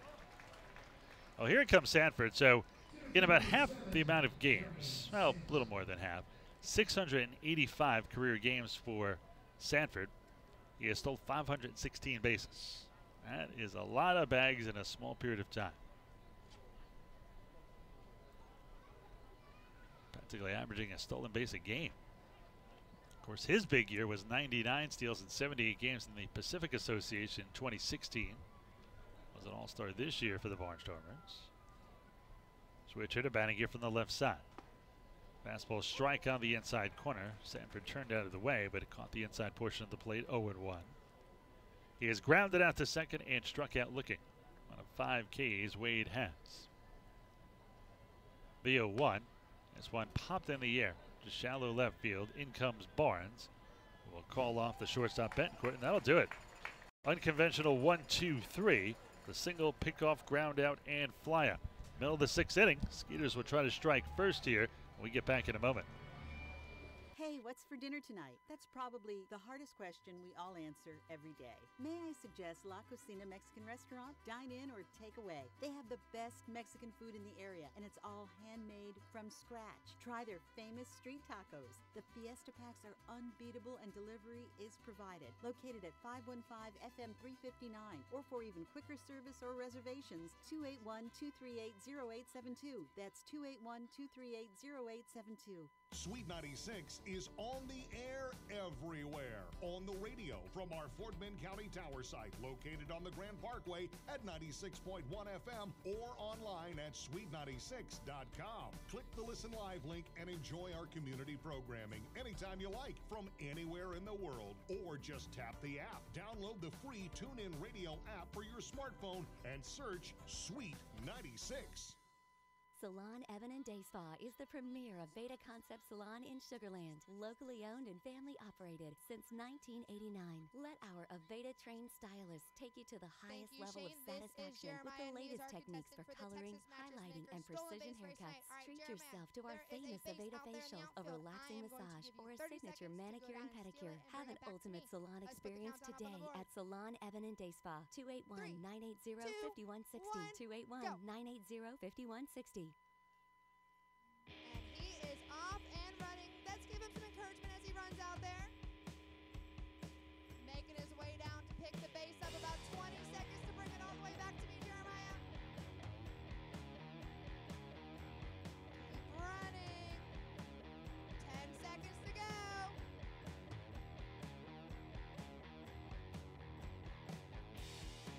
And with a couple seconds to spare, Jeremiah is going to be our winner of the stolen base race. We're going to send it back up to you, Shane.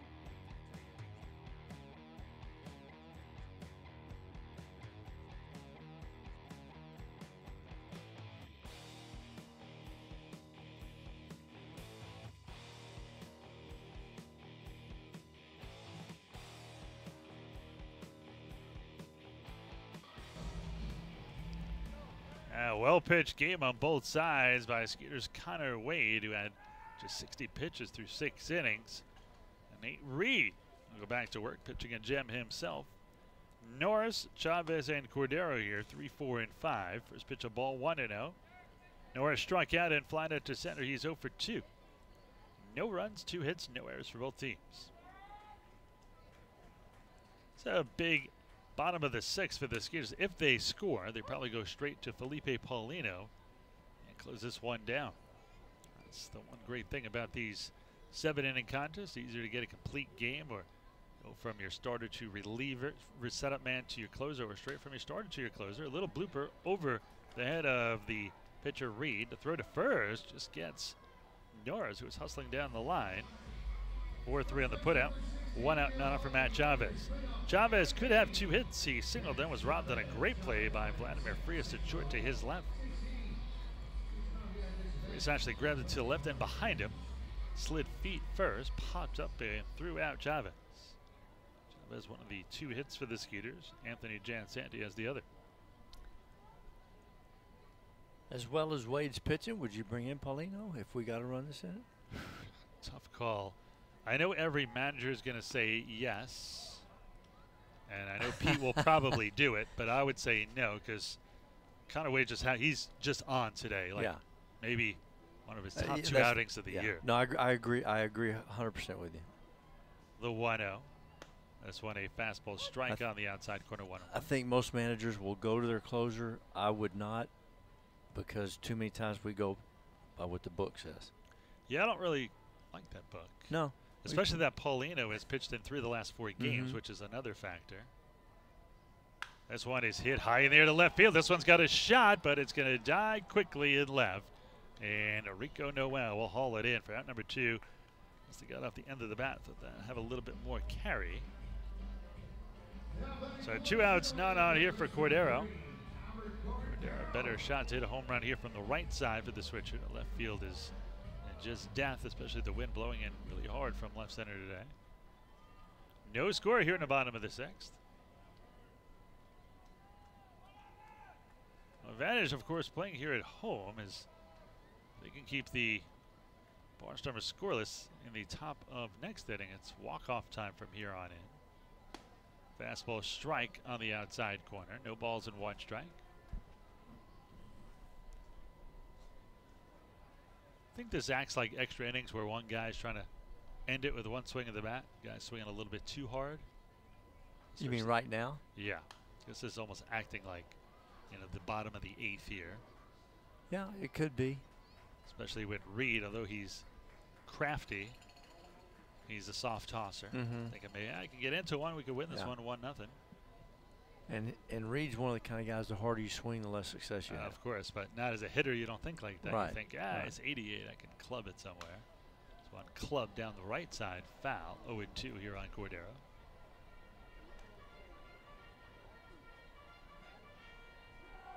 No score here in the bottom of the 6th. Ira Liebman along with Kyle Van Hook.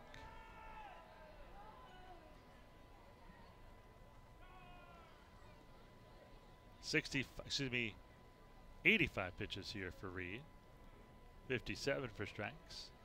The 0-2 swung and fouled up again to the right side. Reed's used a lot more pitches than Connor Wade, who has plenty left in the tank.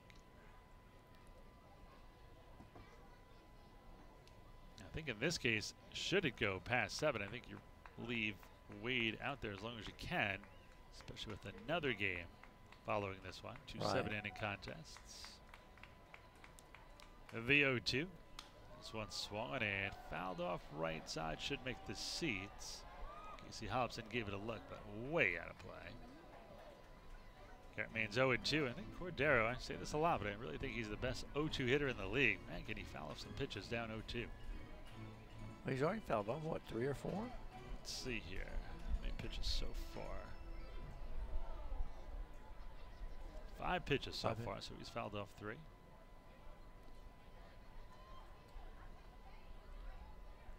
Another 0-2 from the southpaw Reed. Swung and fouled off in and out of the mitt of Castile. So he's fouled off 4 0-2 pitches. And he's waiting for that mistake pitch that he can drive over the left field fence. Yes, then we get 3 outs and we've got us a W. There you go. I like my thinking, Myra. Yes, you're thinking just like a coach who wants to get to game 2. That's right. Save the bullpen. And how you coaches think. 5th straight 0-2 pitch here to Cordero. Swung and fouled off again. Surprise, surprise. 7 pitch at bat so far for Albert. He's got 10 home runs. He's capable. Boy, the ball just doesn't seem like it's carrying very well tonight. I think surprisingly to left, because when the wind blows in here from left center, it's death for left-hand hitters, but it usually helps the right-handed hitters out as it goes out towards left. So on high and outside. 1 ball and 2 strikes. It seems like the humidity and the heavy air, it's kind of grabbing balls and holding them up. But humidity, as you know, helps the ball travel further. Does it? Yes. But maybe you don't know. Well, obviously I didn't, because I actually surprised it and what an act. Now you would think, like you think, which is normal, the air is heavier, weigh the ball down, but it actually travels further with humidity. The 1-2. This one nubbed foul. My goodness. 9 pitch at bat so far. He has fouled off 7 straight 0-2 pitches. Which is the longest you've seen at bat? 16 here a couple years ago. Really? Who, oddly enough, the player wore number 16. Travis Scott was with the Skeeters for 5 seasons. The 1-2. Swung and hit towards third. Curveball. Josh Bell has it. He'll throw it to first, and that will do it. Another 1-2 through inning for Reed. That is his second conventional. 1, 2, 3. 2/3, I shouldn't say 2/3. We are through the 6th. Top of the 7th, we return, still scoreless. It's 12 and under. Get in free for every Wednesday home game this season at Constellation Field. Tickets are only available by calling the Skeeters box office at 281-240-4487 or 240-HITS. or visit the TDECU box office at the ballpark or online 24 hours a day at sugarlandskeeters.com. Gates open an hour before scheduled game times. Sugarland Skeeters, it's more than baseball. The National Baseball Hall of Fame and Museum in Cooperstown. Relive baseball's greatest moments, connect with the national pastime, and honor the all-time greats of the game. Plan your family visit today at baseballhall.org. This is Skeeters broadcaster Will Scott. Sugarland unites! Get your postseason tickets now by calling the TDECU ticket office at 281-240-4487. That's 240-HITS. Or you can go to sugarlandskeeters.com. And be sure to join the voice of the Skeeters, Ira Liebman, for every playoff game on Sweet 96.1 FM. The new home of the Sugarland Skeeters as your Skeeters look to take home their second title in franchise history. Go Skeeters! Hi, I'm Ira Liebman, voice of the Sugarland Skeeters. Join me every Friday night to hear Skeeters baseball live on Sweet 96, Sugarland's only radio station. Listen each Friday night when the Skeeters are both at home and on the road on 96.1 FM for the Friday night game of the week. Follow the drive for the 2018 Atlantic League Championship as the Skeeters and Sweet 96 team up for the first time. Sugarland, it doesn't get any sweeter!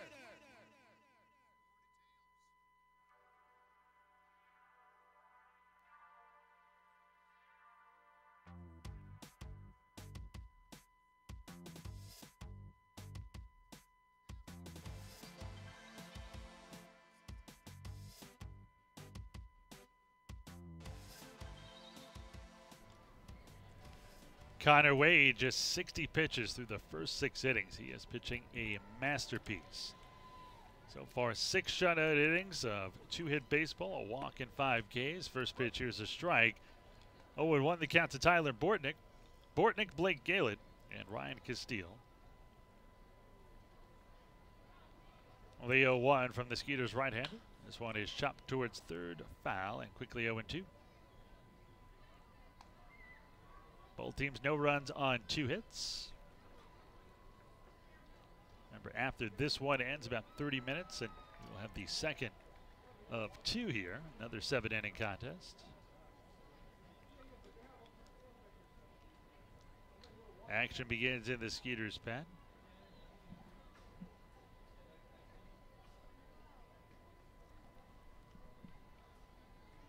Looks like Felipe Paulino. This one just off the outside corner, 1-2. And it is the bearded one. Boy, you got good eyes, Ira. Yeah, it's How amazing. How can you see that far? You know. Man. The 1-2. This one a little number first base side. That one kicks foul. Remains 1 ball and 2 strikes. Seen cartoons when the guy's eyes bug out. Yeah. Is that what you just did? Yeah. I missed it. Yeah. You got to be quick. Well, I was watching a little number down here. 1 ball and 2 strikes. No score here in the top of the 7th. Skeeters score in the bottom half of this inning. They'd win in walk-off fashion, assuming there is no runs scored here by the Barnstormers. 7-inning game in both 1 and 2. Sometimes you see the 9 and 7s. You know, I never understand, especially in affiliated ball, you know, always trying to get guys work. And there's not enough innings for the amount of work you want to get guys. Yet, you play 2 7-inning games in a doubleheader. They always say, well, we don't want to wear out our pitching. This one is crushed down the left side, but way foul. What are your thoughts? On playing 2 7s versus a 7 and 9? For 2 9s. I mean, you're down there to develop. I mean, here, there's no developing going on. You hope guys get picked up, but it's not to develop guys. So I understand the 2 7-inning games in independent baseball, but not in affiliate.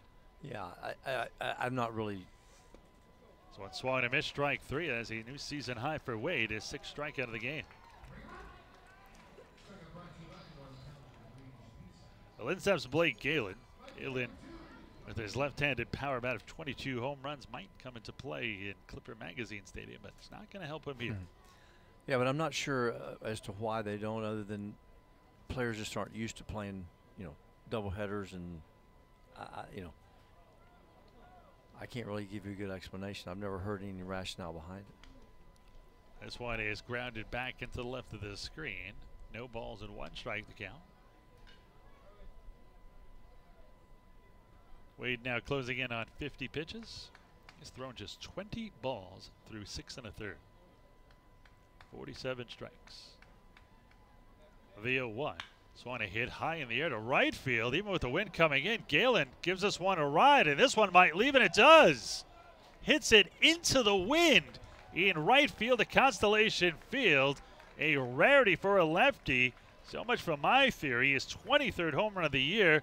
Takes over the league lead. Sole possession now for Galen, who perhaps will be the player of the year. RBI number 77. And what a turn of events. That wasn't cheap either. No, it wasn't. Into the wind. So now it'll be the Barnstormers who have a chance to bring their closer in to win this one. Ryan Castile will step in. He has grounded out and hit into a double play.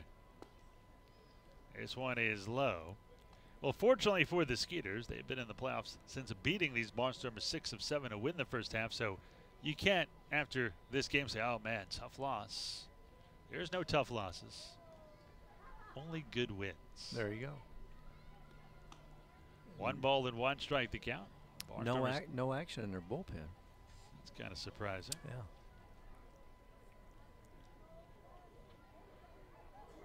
Well, they lack a lights-out closer. This one a strike. 1 ball and 2 strikes to count. Castile 314, 12 home runs, 58 RBIs.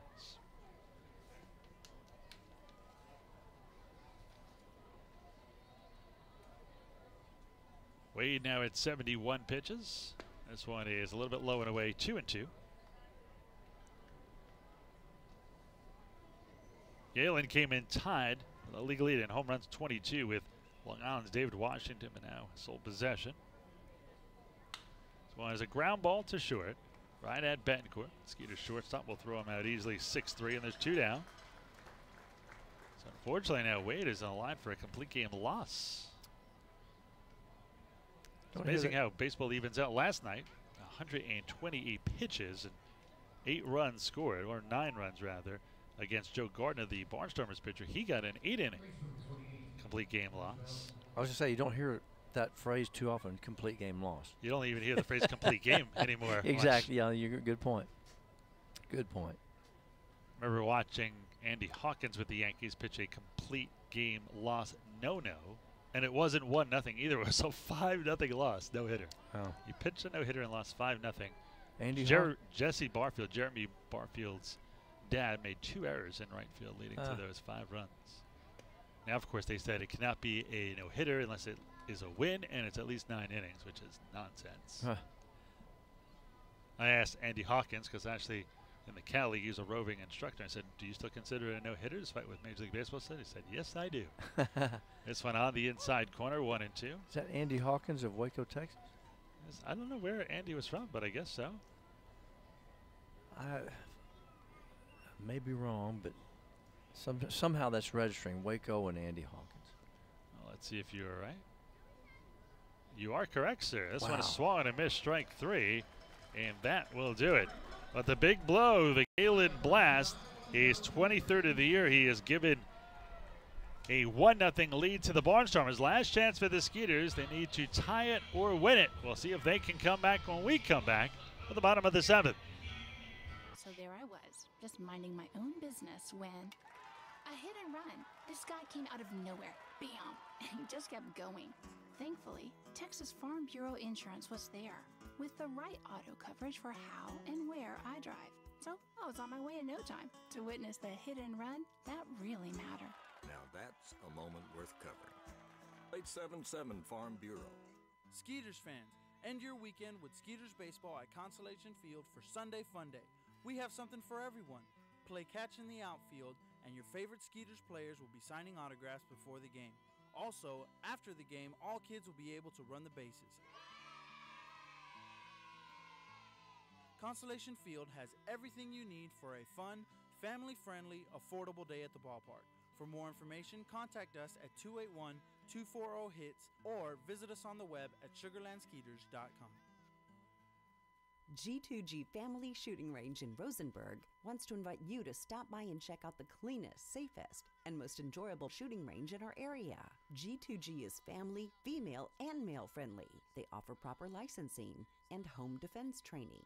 Don't just think you know you know what to do to defend yourself and your family. 832-595-8415 to find out more, or just stop by at 25635 Southwest Freeway.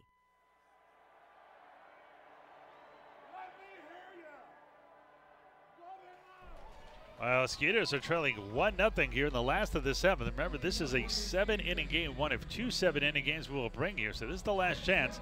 The Skeeters don't tie it here. This game will come to its conclusion. Well, Nate Reed, even though he's throwing a lot more pitches than Connor Wade, he is in line for a 1-0 complete game victory. Skeeters will send up 6, 7, and 8 here. Dennis Phipps, Luke Dykstra, Javier Betancourt. First pitch fouled off, and I got to tell you, and I don't know if this will happen, even though he had a 1-2-3 inning, last inning in the 6th, it looked like he was losing a little bit of his stuff, so we'll see. Yeah, and the strange thing is there was no action in the Barnstormer bullpen last inning or between innings when they got the home run, and now there's someone throwing. This one lowered away. He came into this inning, 92 pitches, 63 for strikes, so he's kind of in that red zone already. 1 ball and 1 strike here to Phipps, who could tie it up with 1 swing of the bat. Tremendous power from the right side. This one is low, 2-1. Now 95 pitches for Reed. Action begins now in the barn down there for Lancaster. The 2-1 here from the southpaw. He will wind and fire. This one right down the middle for strike 2, 2-2. I don't know what the Boo Birds are moaning about. It was clearly down the middle. And I'm laughing because Dennis Phipps had some choice words, and it wasn't because he didn't think it was strike, it's because he wasn't expecting that pitch, and it was a kind of a fat curveball right in there, and he should have swung at it. The 2-2 here from Reed. Misses outside 3-2. As gets tough because you don't want to walk the leadoff batter, and you can't groove one to Phipps because he'll destroy it. By the way, one of my favorite Atlantic League names, Huascar Brazaban, warming up in the pen. Wow. This one is low in ball 4. The Skeeters have the tying run on at first. 3rd walk of the evening for Nate Reed. That'll bring in Luke Dykstra.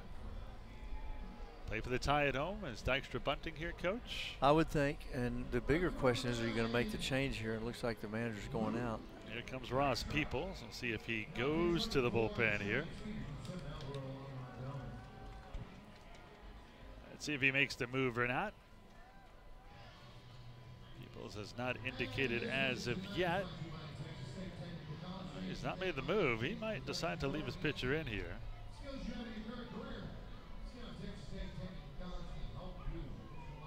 I don't think he's going to take him out. Doesn't look that way. Unless he's stalling to give the reliever more time to. No, here he's going to leave mid.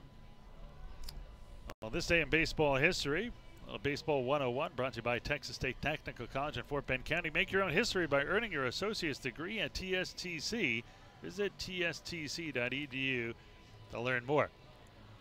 This date, 1989. The second longest shot in big league history ends with Rick Dempsey's home run in the top of the 22nd inning, giving the Dodgers an eventual 1-0 victory over the Expos at Olympic Stadium. The Astros blanked the Mets for 24 frames en route to the 1-0 win at the Astrodome in 1968. Dykstra gets a bunt down, and the only play will be at first. So a sac bunt, you'll say, hey, successful sac bunt, 1-3. But now the Skeeters, despite having a runner at second, are down to their final 2 outs here. This is non-Moneyball-esque or sabermetrics. Sometimes you just got to chance it. So the number 8 and 9 hitters here, Javier Betancourt, Daniel Robertson next, and now he's going to go to the bullpen? I don't understand this move. Well, explain this one to me. Does this make any sense? Maybe right on right. The pitcher's extremely upset. He threw his head back, threw his arms up in there. He's not a happy camper. He will leave after 99 pitches. We'll take a break. We'll come back and we'll tell you all about Huascar Brazaban. We'll return here in just a moment. Available Female is seeking a long-term relationship with someone I can depend on. For someone that I can trust and feel safe with. For someone that isn't just after me for my money. Someone who is ASC certified and can handle all my automotive needs. Christian Brothers Automotive is the perfect match for you. Located in New Territory right behind the Randalls, Christian Brothers is locally owned and operated by Kelly Adams. You can trust Kelly to take the fear out of auto care. Her number is 281-242-2886 to start your new relationship today. Has your home or commercial insurance claim been denied or underpaid? At Morgan Elite Specialist Services, we know that the insurance claim process can be stressful. Our public adjusters have the experience to make this process as smooth, easy, and comfortable as possible, so you can get on with enjoying the things you're protecting. Learn more by visiting us online at messtx.com. That's MESSTX.com. Or call us today at 855-445-3404. We truly look forward to meeting you. This is Skeeters broadcaster Will Scott. Sugarland unites. Get your postseason tickets now by calling the TDECU ticket office at 281-240-4487. That's 240-HITS. Or you can go to sugarlandskeeters.com. And be sure to join the voice of the Skeeters, Ira Liebman, for every playoff game on Sweet 96.1 FM.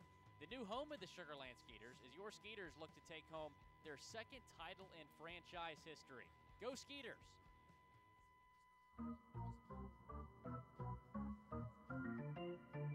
We are Salon Evan and Day Spa. Go Skeeters!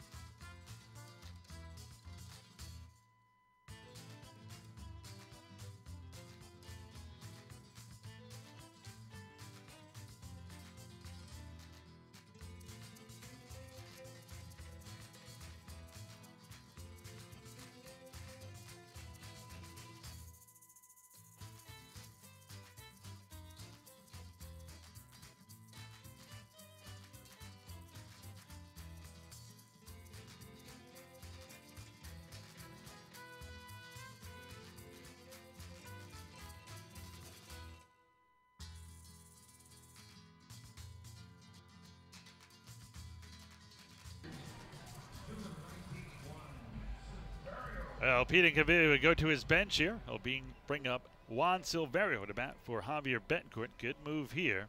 Righty-righty matchup anyway. Why not go to one of your better hitters? Silverio, 315, 5 home runs, 26 RBIs. Runner down at second with one away here in the last of the seventh. Just want a strike from Brazaban. Well, Huascar, 2-3 with a 106 ERA. This is his 30th appearance. He has a save. 30 2/3. He has struck out 32 walks, 17, but allowed 33 hits. 5 of his last 6 outings have been scoreless ones. Via 1. This one misses, I guess, outside. 1 ball and 1 strike. Last time out in a 9-8 victory over the Ducks on August 30th. 1 scoreless inning. No hits, no walks, 2 strikeouts. Picked up that 1 save he has. 1 ball, 1 strike, 1 out, 1 on. Skeeters trailing 1-0 here in the bottom of the 7th of a 7-inning contest. Swung and missed. What was that pitch? Some type of a cutter. First pitch was a slider 84. Second pitch was a fastball 95. Wow. And that pitch looked like a cutter 87. Might have been the slider just a little bit harder with a shorter break. Why aren't guys taking a look at this dude? He's been in this league pretty much all year. 28 years old, not that old. The 1-2 swung and missed, strike 3. Got some nasty stuff. Another cutter. Skeeters down to their final out here. Daniel Robertson will step to the plate. Robertson 0 for 2. He is grounded out twice, once to second, once to third. Brazaban, 28 years old, from the Dominican Republic. Spent some time with the Lancaster Jethawks, the other Lancaster team in the Cal League.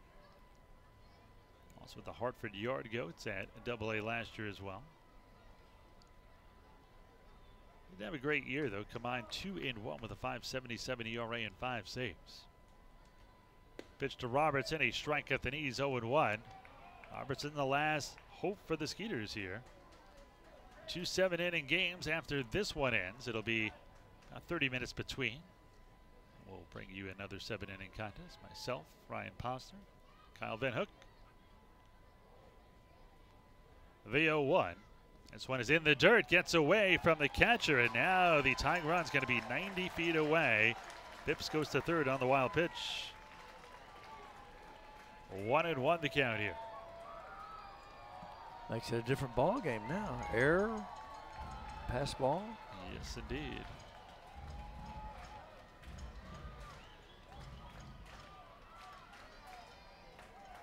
Robertson steps back into the box here with a 1-1 count. Brazaban wants a new baseball. Imagine a guy throwing a ball into the dugout without getting permission and ending the game. Yeah. I mean, it's out of play once you throw it in there, Yeah. so this would be tied at minimum. The 1-1. Swan hit in the air to deep left field. This one's actually got a shot, but it's going to be caught by the left fielder, Noel.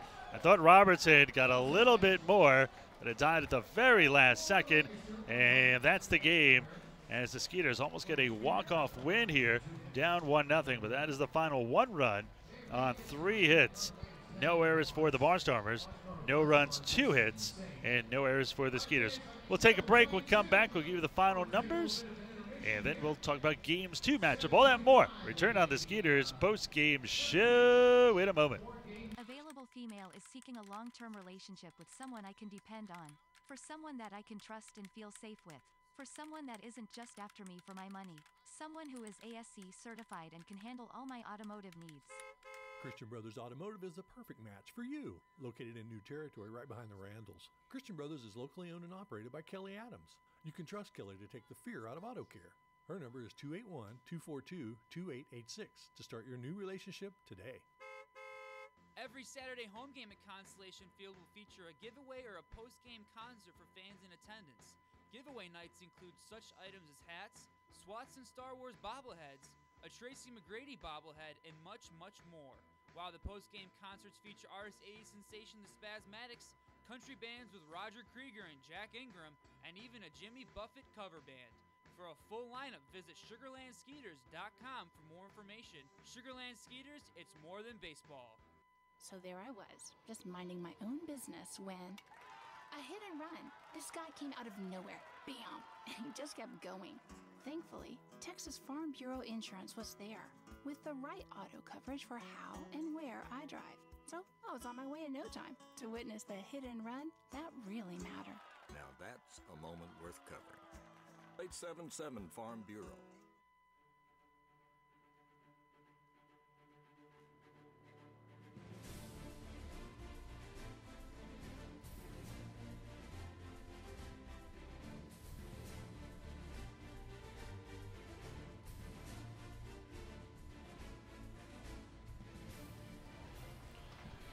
Welcome to the Skeeters post-game show. Well, a disappointed Ira Lieben as the Skeeters lose a tough one, but not a lot of tough ones when you're already in the playoffs.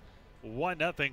1 run, 3 hits, no errors for the Barnstormers, no runs, 2 hits, and no errors for the Skeeters. The winner is Nate Reed. He improves to 11-3 on the season. Waskar Brazaban picks up the save, his second. Connor Wade, despite a gem, will actually take the loss. He drops to 8-5. Time of the game, 1 hour and 49 minutes. Let's go over the highlight. It was in the 7th inning after 6 scoreless frames by both Wade and Reed. And it was a home run by Blake Galen. Made it 1-0. Got interesting in the bottom of the 7th after Phipps led off with a walk. And then Luke Dykstra sacrificed him to second. Pinch hitter Juan Silvera struck out, and then Daniel Robertson made a bid for his first home run as a member of the Skeeters, but it died in left for the final out, and the Skeeters lose 1-0. Ryan Poster joining me here in the post-game show. When that one left the bat, do you think that was a walk-off 2-run shot? Ooh, man, that one and the one Chavi had in the inning prior, right before Cordero had the last out of the 6th inning. Sorry, a little mixed up with the shortened games, but yeah, the both of those. I mean, Robertson, he's a smaller guy, so when you saw him get like that kind of lift on the ball, you're thinking, okay, that he might have had it, but yeah, like you said, a close one, especially with Brazaban. It really almost touches 100. You really don't have to touch it that hardly, but yeah. Kyle clocked him at 95, so he was really bringing it. And then you go back to the game-winning run, the home run by Galen, who's the league leader in home runs by himself now, and Was already Atlantic League Player of the Year in 2012, making another run at that award and hitting a home run to left field, to right field here as a left-handed hitter with that wind blowing in, which held up everything in left field today. I mean, that was a shot. I haven't seen a ball that caromed off one of the signs out there like that. I think Kapitza had one very early in the year against Somerset. That is the last time I can remember a ball going out that far that way. You're right. You really got to poke it pretty good to get it over the fence out there to right field. Looks like the wind's not blowing too hard, but no matter what, that's not a spot where you see home runs like that. Well, with the win, the Barnstormers improved to 64-46. They are 26-21, so now just 6 games back of the Skeeters. Sugarland is 74-38 overall. They are 33-16. In Game 2 of this doubleheader, roughly 25 minutes or so now, it'll be Skeeters right-hander Michael Merritt making his second start for the Skeeters. No record, no ERA against right-hander Steven Johnson. 3-0 with a 2.65 ERA. And final thoughts on Game 1. Yeah, another really solid outing from Connor Wade. I mean, just the one mistake, but he's been really, really solid of late. His ERA is below 1 over his last 4 starts, so nice to see him kind of get back on track since the All-Star break. I mean, other than that start at Long Island where he let up 10 runs, he's been solid, and nice another good outing today. Well, that's going to do it for us here. About a half an hour before Game 2 starts. Remember, another 7-inning contest, so we can take a break, and we'll be back roughly 25 to 30 minutes. Thanks for sticking around.